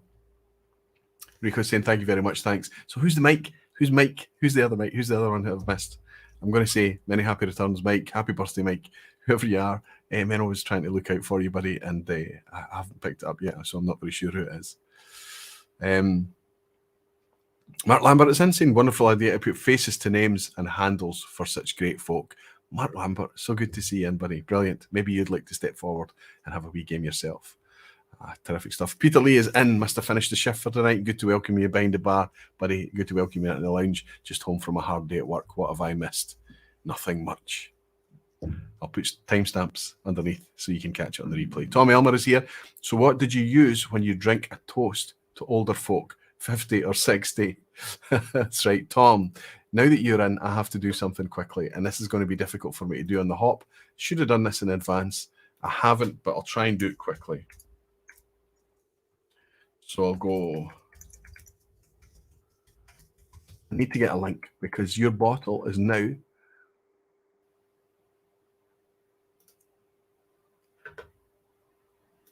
Your bottle, Tom, is at auction right now, Scotch Whisky Auctions, and it's live. So you might remember the start of the year, the Ben fundraiser, Jenny Carlson came on and she's raising charity for money for the Ben charity. You guys were amazing. You donated your funds and things like that. And together we were here and we decided that instead of opening the bottle of Booker's that was gifted me by Tom Elmer in Alaska when I met him in Texas last year, rather than us opening it and drinking it, that we would donate it. He bought me a bottle of 7-year-old Booker's bourbon, the Aberlour batch, and I'm going to put it in now. I'll put it in the live chat and I'll put it in the chat underneath for anybody that wants to make a bid to raise money for charity. It's the Ben charity. Whatever we get for that bottle, I'll give every penny of it. I'll even make up for any fees and whatever it may be, and put it all into the Ben charity as we originally promised. It's in there now. I popped it in the auction a few weeks ago, and now it's live. So anybody that's interested in getting their hands on a really nice batch of Booker's bourbon, it's all for charity, and it's from me. If you're local or something like that, and you decide that you want it signed or you want something done to it, or by all means, get in touch. But that's the link for that bottle. It's all for charity. I'll pin it to the top. Good stuff. Okay, so let me tell you what the final clean glass is going to be used for tonight. We have to remember all of the bottles that we are looking at and sharing tonight, so many of them are just stuck. They've made themselves look a bit more funky. The branding's been updated. It's a bit more zeitgeisty, a bit more up to date, a bit more contemporary, a bit more fresh. Fabulous. The liquid inside has normally, as experience has told us in the past, suffered a wee bit. And certainly there's not been much of an attempt to modernise the presentation of the whisky. They've not moved any closer to malt whisky presentation, natural, as opposed to blend whisky, 40%, and add colour, make it look. And they've just not moved on. 40%, 43% at best, 40%, 43% at best. But dull, dull, dull. It's malt whisky. It's much more precious than that. We have to remember that the whiskies that I've been opening tonight are from an era where that just wasn't a thing. You could count on your hand how many producers were out there producing natural whiskey. Words like non-chill filtered, words like no added colour, ABVs of 46 and above. That was very, very specialised. That was the territory of geeks. Yet, where we sit in 2023, it is now something available to us all. So many producers have stepped in from the perspective of being geeks and whiskey impassioned lovers themselves and given us much more natural presentation. Think of Ian McMillan and the team, Billy Walker and the team. Think of all these people back in the early days of Distell and Burn Stewart before it was Distell. Think of so many producers out there who decided to step forward and change the way they were doing things and bring things up to date, and think how much they have succeeded and how much we love their products. Then consider producers that have always done it that way. This is a bottle of Longrow. There's no age statement on this. We don't care. We know that Longrow is doing it the right way down at Springbank with their Hazelburn triple distilled, Springbank 2.5 times distilled, Longrow double distilled. Everything is natural. They made a decision back in the 1980s that they would not be cap in hand to anybody else ever again. They would take control of their own business, that they would turn down contracts, lucrative contracts, razor thin margins, but high volumes with supermarkets and multiples and things. And they would focus on quality and integrity, and they've kept that mantra going. And now we can't buy this stuff. You can buy this in Good Spirits Company right now. It's sitting next to Campbelltown Loch that you can buy, and it's probably sitting next to a bottle of Kilkerran heavily peated batch 8 and a bottle of Kilkerran 12. Springbank's a bit harder to get, but you are able to get the Springbank 10. I managed to buy just this week a Springbank 10 from retail. Yes, it was because of the community. It was because somebody put in the barflies. This shop has got some Springbank 10. I jumped on, managed to get a bottle. Fantastic. They are starting to appear. We're not going to be able to get the 12 cask strength. We're not going to be able to get the Longrow Reds. We're not going to be able to get the local barleys. It's going to be difficult for a while. But that's the success from a company who has cared not much about branding in that 35 years since. Let me show you a bottle that I picked up in Italy in 2015. It's still sealed. It's got an Italian tax stamp on it. This was in a cafe in Italy. And it just so happened that the Italian owner was a friend of one of my colleagues, Vittorio. And they used to chat about whiskey. They were both impassioned whiskey folk. When I got talking to them, we all got excited about talking about whiskey together. And he offered to sell me this bottle. And I was nervous about the price he wanted to charge. And he charged me, from memory, in my memory, it was €90 for this. €90. It's certainly a lot cheaper than it was at retail, of course. But me being able to pick this up for €90, I was quite happy, and I took it away. There's Italian on the back here, plastered over the barcode. For any Italian speakers that's out there, okay, that's don't dispose, I think. I'm going by Spanish here. Vetro, I wonder if that's the glass. It must be vidrio in Spanish, so vetro, nel ambiente, in the ambient, in the environment. That means don't throw the bottle away, I think. Or don't irresponsibly throw the bottle away there. That's probably what that says. But this is a Longrow, 10-year-old, and you can see they not only have an age statement on it, but they also have a vintage on it. 46% ABV. They've always been doing it. So this is a 2003 bottling of maybe 2004, but more likely 2003, 1993 vintage Longrow. Beautifully intact, scabby tax stamp or tax seal on it, doesn't really matter, but the seal and everything else, the fill level's fantastic. Everything else is great. I have been very, very hopeful that we would have a nice bottle of whiskey. I'm going to need to just tear away the tax stamp to uncover the foil. This is getting opened. This is our last time travel that we're going to do tonight.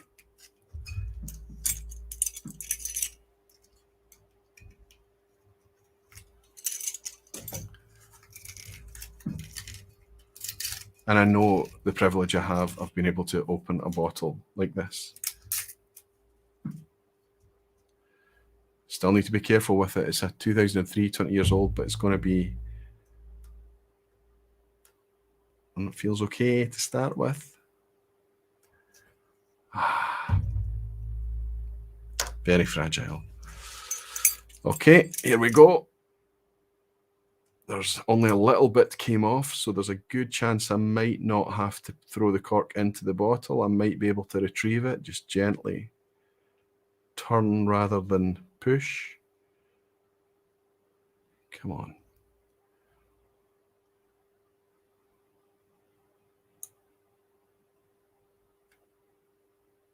There was still a tiny wee pop that happened there. Okay, it's a wee bit greasy. Doesn't look too bad. Reasonably confident that that's, let's see if we can get that to focus. Come on. It looks like a toasted marshmallow, right? Let's see how he smells. Oh no, I'm confident about that. It's very Longrow. There's lots of peat here, lots of peat here. That cork was never salvageable, I'd say. I'd agree with you, Declan. Here we go. What were you doing in 1993 when this was distilled?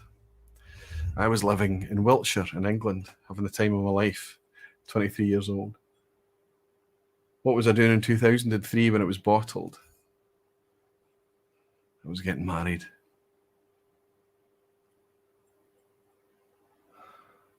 Fresh. Wonderfully vibrant and fresh. The most vibrant, most fresh whiskey, and we're talking about Campbelltown here, that I have opened tonight on the nose. Lemon and salt. Even a slight vinegar. Let's go for that. I've just opened a fish supper in Campbelltown at the seaside. There is a vinegar note here. Jimmy Legg has bought me a generous dram, Jimmy. Thank you so much, Roy. I can't tell you how much watching you open bottles I would have such a hard time opening helps me. I've tried so many whiskies that would still be closed if not for you and the barflies. Let's raise a glass to that, Jimmy. I can tell you from experience that trying to taste the whiskey from a sealed bottle, it tastes not very nice. It tastes much better from an open bottle. I don't want to bully anyone into opening bottles that they don't have to open. But whiskey does its best when it's speaking to us through aroma and flavour. Cheers to you, fella. Thank you for the dram.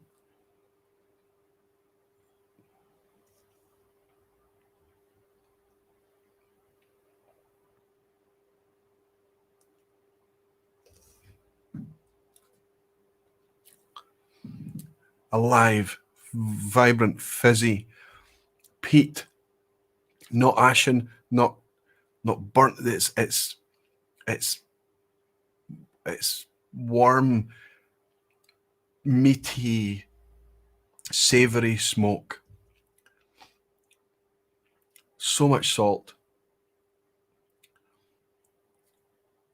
Apples. Fresh apples. Clean apples.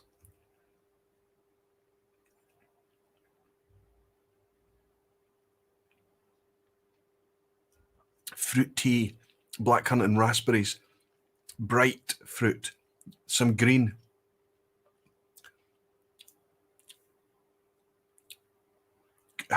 gooseberry, something sharp, something green, like maybe a raspberry.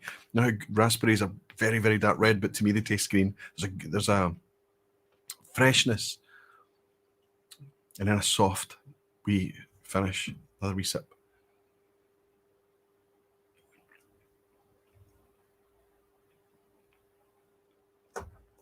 Oh, it's just terrific.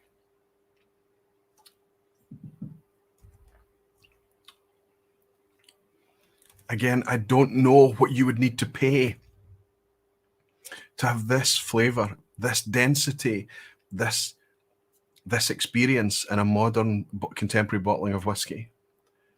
How privileged are we to have something that is essentially a time capsule, something that we can open and go back to 1993, go back to 2003, and imagine and dream about what whiskey landscape was like back in those days.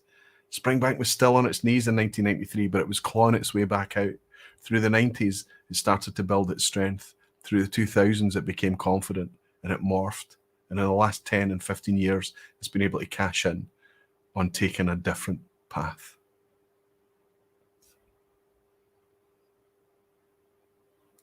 Is the Campbelltown funk here?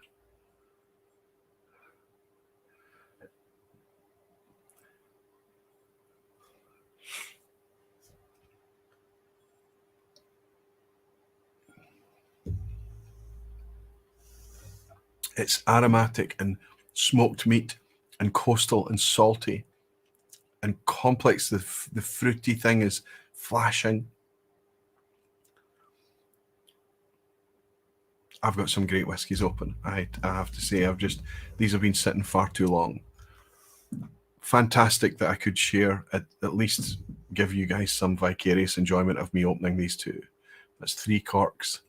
I have got plenty of these corks intact, these Springbank corks. 3 corks I have to go and replace, but wow. There's a wee bit of a kind of black tea bitterness on the finish. If it sits for a while, it's like I've had really strong tea. So it's a bit tannic as it finishes. But all of the things I've opened tonight, obviously these are neck pours. I think they're going to change. I think they're really going to change. Mikey Hayes in, evening Aquaviti. Fantastic to see you, Mikey. It's always a pleasure to welcome you in, buddy. He's saying, evening all, did I make it time for the quiz? You very much did. Good luck for that. Jason Whiskey Wise is saying, Sally, need to get to sleep as I've got a very early start. Catch the rest in the morning. Thank you, Roy, and see you again soon for the next vPub. Jason Whiskey Wise is now buying old and rare whiskies as a job. So he's going to have picked up lots of mistakes that I might have made tonight. But it's been brilliant to have you in, Jason. Gooseberry. Yeah, tart. There's something. I'm going to go with raspberry instead, but there was a sharp fruit flashed, a green fruit. I just couldn't. It was clean apple at the start.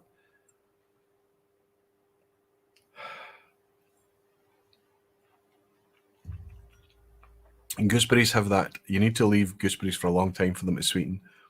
But they tend to, when you tend to pick them up, I know it's a rare fruit, but they used to grow wild in a place where I used to live. Gooseberry bushes were everywhere. And when they were ready, we would just go out and eat them straight off the bushes. But when we were greedy and not patient, we would be often eating them underripe, and they were super sharp. Not gooseberries, Roy, but goosebumps. Enjoy. Cheers, Greg. Thank you. And Erwin is saying, 1993, my wife and I just moved into our current home and pregnant with our identical twin girls. Wow. There's something we share there, Erwin. Consuming beer and Jim Beam, our palates have greatly changed over the years. It's a time machine, isn't it? Declan Cooley is saying rhubarb. Oh, rhubarb I like.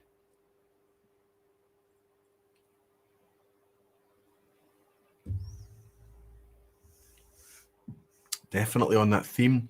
The saltiness is so distracting, though. There's an aromatic, kind of smoky, savoury meat thing, and salt.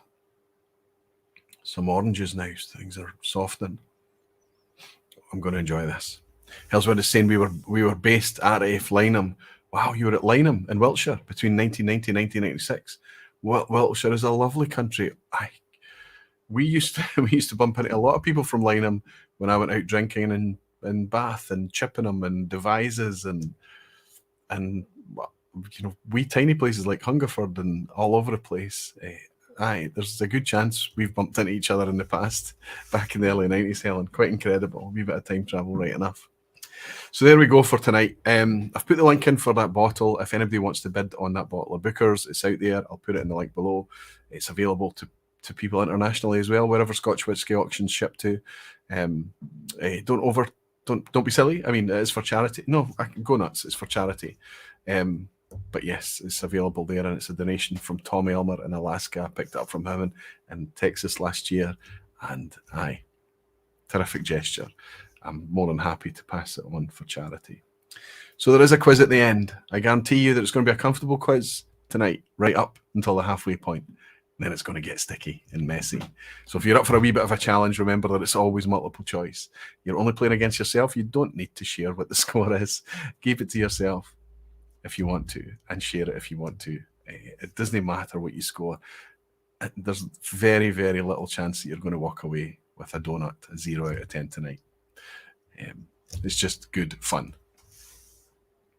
Thank you, everybody. Campai Planet Mac is in tonight as well. Campai Planet Mac, good to see you, buddy. I hope you're keeping well. I see you've been putting out some things. You've been all over the place. I noticed some social media shares from you recently as well. Still busy, still full of passion as well. Good to have you in the lounge, Mac. Rick Johnson is saying, bring it. He's ready. Whiskey with Molly Ben is here. He appears.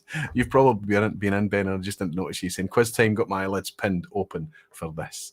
Might be a bit of a challenge for you to get 10 out of 10 tonight, but that's probably me underestimating the knowledge of all you beautiful whiskey folk in the chat. Let's bring it in. I've not even set it up, so it'll take me a second to do that. Let's just do it quickly. Move all my bottles out of the way.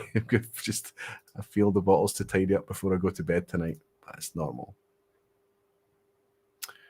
What's the date today? 8th of June. Let's bring it in. Let that process in the background. Go easy in the quiz, Peter Lee is suggesting. I do go easy. Only for some questions, buddy. Focus. I think you'll do well. I think you'll do well. You always do well. I should have a wee drink of water.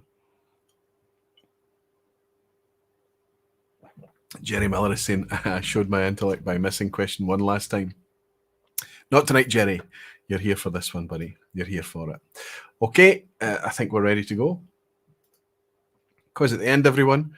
I think, will we try the new layout, see if it works any better? That's up to you. You can guide me, see if it works better. Okay, question 1. Nice and easy to start. Which of these distilleries has a bottle style affectionately called La Bomba? I could have opened one of those tonight in the spirit and theme of tonight, actually. I've got a somewhat old, maybe 8 or so year old La Bomba up there. But no, that's for another night. Is it A, Macallan, B, Glenrothes, or C, Highland Park? Which of those Edrington distilleries has a bottle shape that's affectionately known as La Bomba? More Springbank, less Dalmore, says Jimmy Legg. I don't think I've got a lick of official Dalmore in the vPub. I think I've got 1 or 2. I've got 2 bottles of independent Dalmore. No official Dalmore. Easy one for all of you tonight, kicking out the park. It's just full of bees tonight. It's like a hive in the lounge. Everybody is suggesting that it's B, Glenrothes, and you're all absolutely spot on. La Bomba. Interestingly, they had a miniature once. It was a 5 or a 10 CL. Can't remember. A miniature one. And it was called La Bombetta, I think they called it. I've been getting a lot of these quiz questions recently from Charlie McLean's latest revision. It got gifted to me at my birthday from Craig Dollier. His latest revision of Wikipedia, the 2022 revision. I think it's 2022. Very grateful to have a lot of things updated in here. Brilliant to help me put the quiz together. Managed to hang out with Charlie today for a little while. It was an absolute pleasure too.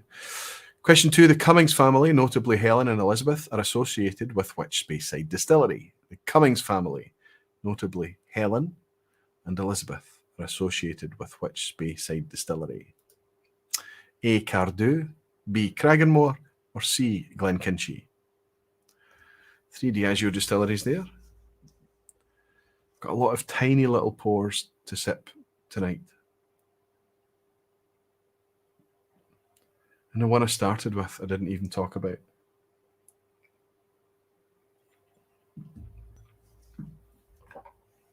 The Aran 10, gorgeous tropical, lovely, lovely, lovely 10-year-old.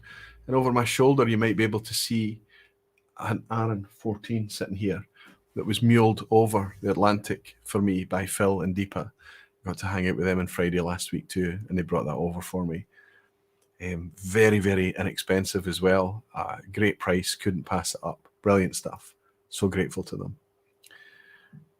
Absolutely, everybody's kicked this out the park as well. Elizabeth and Helen Cummings, of course, the Cummings family is associated with, originally it was Cardo Distillery, and in the 1980s it was renamed back to Cardo. But some fantastic reading of the Cummings family through history. Question 3. Phil is in. Phil is in. Fantastic, Phil. So amazing to see you in Deepa last week. Absolutely adored it. Sorry about the informal eating, but it seemed to suit the moment, right? We needed to just get some sustenance into us. Question 3. A recent release of a new blended scotch from Adelphi mentions which body part in its name?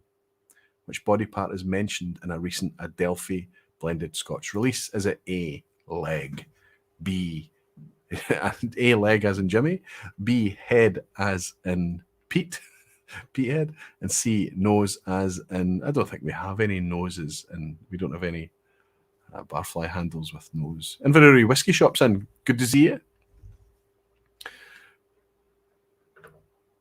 I think that's Mike or Mark, Leanne's friend. I think it may be Mike. So apologies if I'm getting it wrong. Jimmy Legacy, and I have to say A, even though it's wrong. No, but obviously all of you know that it's the new McLean's Nose. It was reviewed in Dramface last week. It was at a lunch event today. Wonderful, good folk around. Really good. The room was full of good whiskey folk. It was wonderful to be there. Very much had a wee lazy afternoon, but I was driving, so I couldn't really participate. But it was nice to be there and hear the story behind it, meet the artist for the label, and all of those great things. And I've already bought 4 bottles of the stuff. Jason Whiskey Wise got gifted a bottle when he was up this week. I just bought one off the shelf and gave it to him.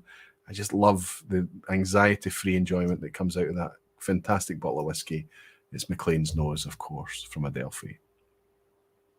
Ian Bruce is saying you and Mike need to connect. Who's me and Mike? Ian Bruce. There's a Dramface podcast out, by the way, Ian, with your contribution in it. I hope you've caught it. It's out to it's the Dramface podcast is out for members. It'll go public next week, but the members have got it already. Question 4. Sugar Kitties, Dunogi Koki. Which of these statements is true of Strathyla and Speyside? I'm going to give you 3 statements. I want you to pick the one that's true about Strathyla. Is it A, it has the tallest pagodas in Scotch malt whiskey? B, it has a sister distillery close by? Or C, its water wheel was once used to turn rummagers in their direct fired wash stills?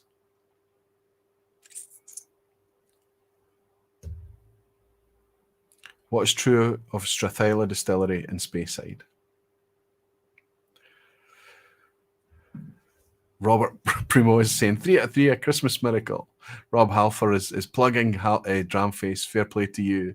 Jimmy Legg is saying the pod for Dramface. Jimmy Legg, I notice you've been benching Dramface. Been catching up with some of the interesting things. Be good to get your comments in there.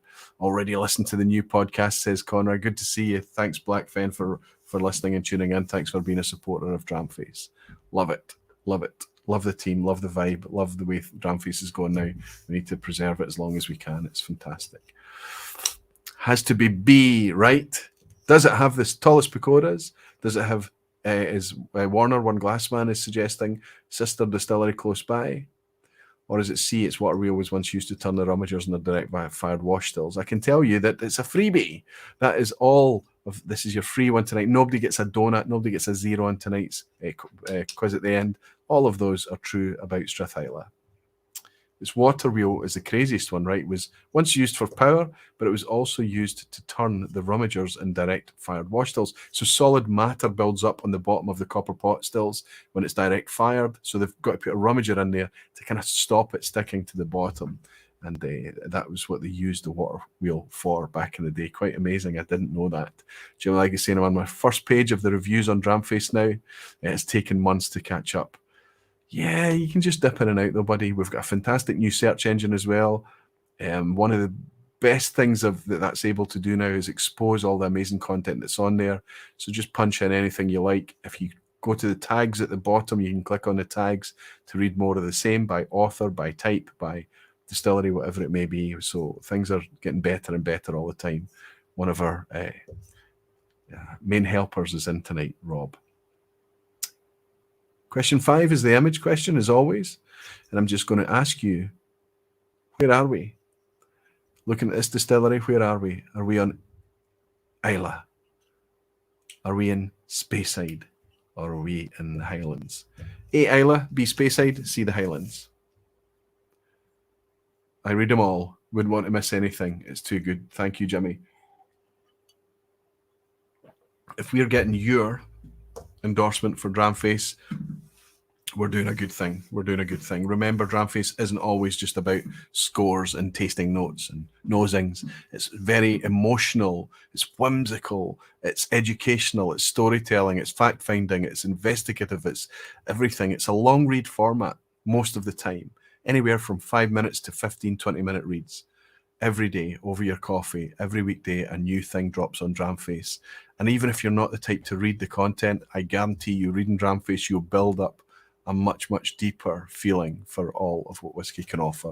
It's just my opinion. Maybe it's Jimmy's too. I have to say this is tripping a few people up. Inverurie Whiskey Shop has got it nailed. That's Speyside. It's the Cairn Distillery in Speyside. So many of you are thinking that we're in the Highlands, but we are definitely in Speyside, and this is the Cairn Distillery. Listen, Speyside, technically speaking, is in the Highlands. If you want to take it for answering the Highlands, you're welcome to the point. Absolutely. Declan is saying, could be a new one. C is a red herring. I'd say C. It is a new distillery, absolutely. Question 6, it's going to get tricky. Justin Wan is saying, where's the banana skin? Hey, strap in, Justin. Banana skin's incoming. Here we go. Question 6. Lochranza distillery manager Stuart Bowman was once the manager of which distillery? So current incumbent distillery manager at Lochranza, which is Isle of Arran, the northern distillery in Isle of Arran, the one that's been around since 94-95, is Stuart Bowman. But where was he? What distillery did he previously manage? Was it A, Brora? Was it B, Springbank? Or C, Rosebank?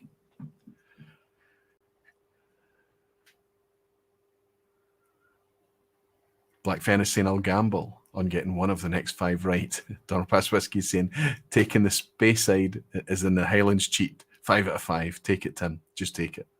Speyside is technically in the Highlands. In fact, the Speyside distillery can label their whiskey as Highland whiskey and from the Speyside region, a la Macallan, a la Glenfarclas, and many more. Ooh. Declan Cooley is saying C. Stick to C all the way now. Too Slow Rob is in. Good to see Rob. He's saying A. Ian Bruce, Cesare Mucha, Hellswood, Justin Wan are all saying A too. If Springbank is an answer, I have to pick it. You don't care. Just undo yourself, just out of pure loyalty. Pure loyalty, Jimmy. Loyalty is a fantastic virtue. Stuart Bowman, who is also head brewer at Early Brewdog Aquavitae, Ian Whiskey and that. Good to see you in, buddy. You're absolutely spot on. He was at Brewdog before he went off to work at Diageo and look after Brora. So the current manager at Lochranza was originally at Brora. Well done, Ian. Well done, everybody that answered A. It looks like a bit of a banana skin. A lot of people were answering C for Rosebank. Had a wee slip up there. Question 7. Which of these statements is true of Longmorn Distillery in Speyside? I'm going to give you 3 statements. I want you to pick the true one. A. Longmorn has a current official 15-year-old release. B. Longmorn stills were copied for Yamazaki in Japan. Yamazaki Distillery in Japan copied Longmorn stills. Or is it C? It's revered as being a master blender's second choice, second only to his own creation. So what I'm basically saying is there, it's famously revered by master blenders. They love Longmorn. It's the suggestion here is that it might be one of those whiskies that magically, positively affects whatever blend it's added to. So is it that, or is it A, it's a current official 15-year-old core range release, or is it B, Yamazaki copied its still design? Back-to-back banana skins, Rick Johnson. There's going to be a few banana skins. It's going to be tricky. Your stretch to the finish line, Rick, is going to be tricky tonight, I have to be honest. Shop web link in the description, Inverurie Whisky Shop. Inverurie does online sales as well. Fantastic. I think official bottle was a 16. Think B. But remember, there's a link with Linkwood. I can tell you that what we're after here, there is a banana skin.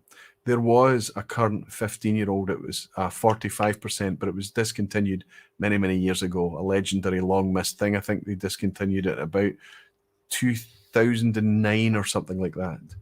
So it's no longer.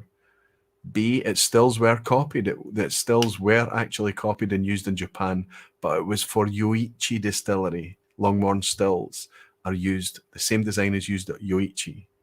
C is the answer.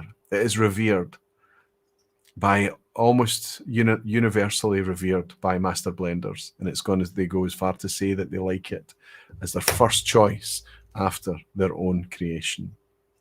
Cheeky Yoichi Donorpass Whisky. Well, I can tell you it's all about Masataka Taketsuru, and it's a fabulous, fabulous story.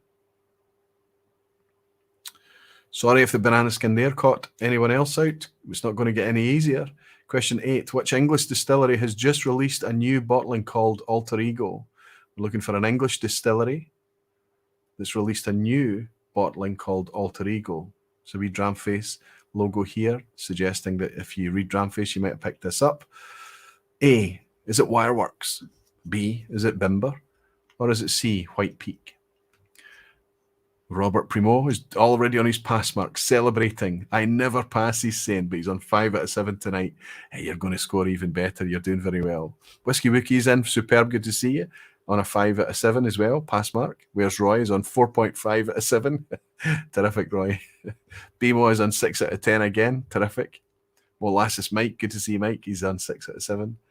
Hey, fantastic. Terrific. And everybody is going. Greg's Whisky Guide is saying C with the crowd. I can tell you that this very, very recently we heard of a brand new English whiskey release, not from Bimber, but a Wireworks release from White Peak Distillery. Wireworks is the brand. It is in an ex-Wireworks location, but the distillery is White Peak Distillery. So that was the banana skin there. C was the correct answer. Well avoided, everybody. You didn't slip up like you did on the Floki one from a couple of weeks ago.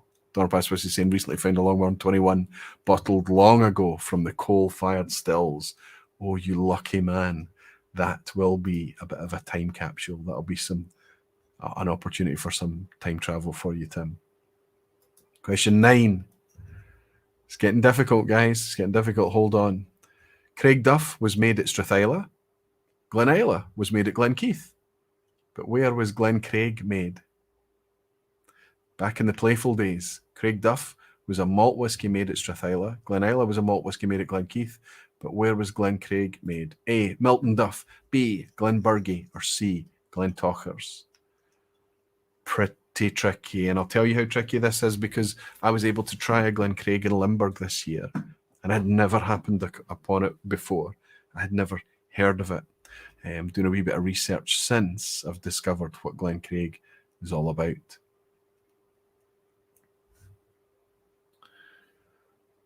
So very tricky, and we've still to get over the asshat at the end. It's going to be very difficult, I think, this week for anyone to manage a 10 out of 10. Daniel Williams, you star. Daniel Williams in the Netherlands handing out 5 Aquavitae memberships for 5 lucky barflies. Thank you very much, Daniel. Terrific stuff. Oh, Ian Bruce is saying, only know the Station Hotel at Rothes. I can tell you that you definitely are knowledgeable barflies. Mike Molasses is saying, must be B. Absolutely. Absolutely, Mike. Glen Craig was made at Glenmorangie. Now, Craig Duff and Glenisla were both made at their sister distilleries. Strathisla and Glenkeith are the sister distilleries I referred to earlier. They're very close together. They're even connected by pipework and things like that. But Glencraig is separate altogether. Glencraig, where Craig Duff and Glenisla were smoky variants of Strathisla and Glenkeith, interestingly made by smoked water rather than peated or smoked dried barley. Glencraig was actually made at Glenmorangie using Lomond stills. So these kind of straight neck type pot stills with the plates inside, officially called Lomond stills. And the malt that was made in that manner for about 20 years or so was known as Glencraig. I think it was mostly blended, though very little of it exists. Finally, we go into the ass hat at the end, and yes, of course, it's a regular vPub. There is an ass hat at the end. Whisky with Molly Bennett saying smoked water. Interesting. It's a super interesting story. I can tell you even more interesting is the fact that they brought in the smoked water from Stornoway, for crying out loud. It's incredible. So I've tried Craig Duff. Have I tried any Glenisla? I don't, not from memory. Maybe at Limburg or one of these type festival old and rare type places, but not anything memorable. Craig Duff was memorable to me because it's also the name of my brother.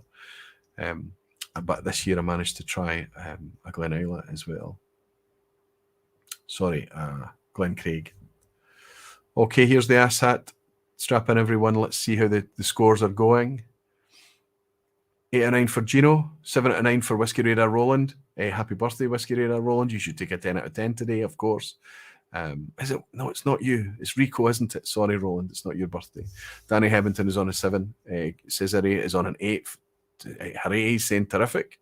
9 out of 9 for Sugar Kitty. He's on course. The ass hat is the only thing that stands in the way between Sugar Kitty and Ian Bruce and Tim Donnerpass Whisky for a 10 out of 10 tonight. Terrific. We've got at least 3 on for a 10 out of 10. Excellent stuff. Here comes the ass hat.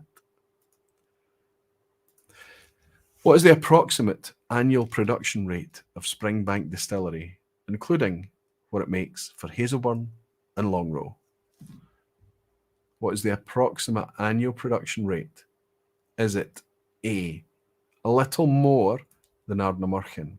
Is it B, a little less than Rassie? Or is it C, about the same as Edredar?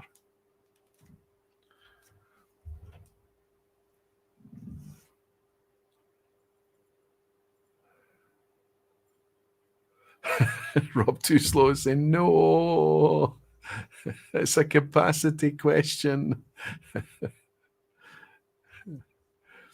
Oh dear, math, says Molasses. Daniel Williams is saying, yeah, one of those. Papa Q is suggesting C. Total Guess says Justin Wan on C. Mikey Hay thinks C. MJ Rodden is saying A. Tim Hoekstra is saying guessing B. Tim, I got a nice email from you talking about Dramface. Thank you very much for your feedback. Passed it on to Rob, and he's come back with an answer to me, and I need to finish the answer and send it back to you. Jimmy Legg is saying, well, the capacity and what they make is far different. That's right. Specifically, I'm talking about what Springbank make, not their capacity. Geez, do you stay up at night to think of these questions, Aquavite? Erwin, you have no idea, my friend. Actually, you do, because you've been around here long enough. By elimination, I am guessing B, says Sugar Kitty. Ian Bruce says middle of the road B. So the only other one was all the 9 out of 10 should pick one each. That's absolutely true, Daniel.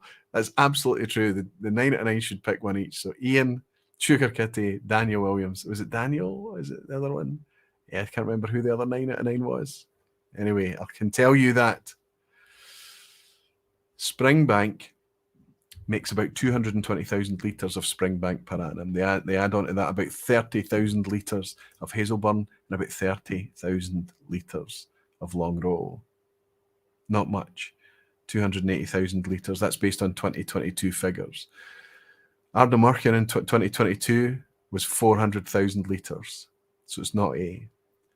Isle of Raasay, I was there. They told us 180,000 litres, so it's not there. Edradour has the capacity to make about 240,000 litres, so it's about the same as Edradour. Tiny, tiny production. Did anybody manage a 10 out of 10? 9 out of 10 for Tim Dorpass Whisky. So sorry, Tim. It was you going for it. I think I've taken everybody out, everybody that was in the running. 9 out of 10 for Gino. Peter Box, 9 out of 10. Oh my goodness. Too slow, Rob. 9 out of 10. Rob. Oh no, it's so close. 9 out of 10 for Jerry Miller. Damn, so many nines. Ian Bruce, wee pink on a 9. Chuffed with that, says Helen. Yes, at least somebody's. You probably slipped up earlier. It's just the brutality of the assat, isn't it? Says Ari Mucha is 9 out of 10 as well. Fantastic, my best. A great score to celebrate too. No 10 out of 10s tonight. That is fully on me. I think that's all about my ass hattery, you could say. Not bad, not bad.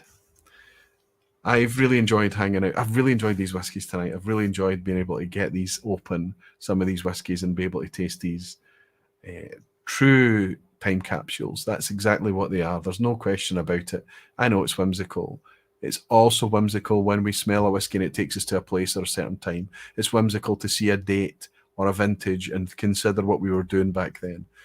It's certainly whimsical to look at the marketing and how that's changed and how the presentation has changed, or more frustratingly, how in many of the examples I've shown you tonight, it has not changed. But it's wonderful to have them open. And it's wonderful to be able to sip these, and I will have the opportunity to share these with folk in the future. Remember, if you're interested in getting involved with Is It Speyside, put your name in the comments below. Say, yeah, I'm up for a game of Is It Speyside in the future, or I add my name. Hopefully I've got some way of getting in touch with you. Email or something. If you think it's not the case, send an email to whisky@aquavitae.com and get in touch with me that way, and I'll put you on the waiting list that way. You can leave your email or how you want to be, how you want me to get in touch with you. Andrew Hamaker has just joined the Aquavitae Barflies along with Rob Too Slow. Rob, you've been a member of the Barflies for a long time, and in fact, you've got a pink Barfly, so you must have been a member for a long, long time. It takes a long while to get a pink Barfly.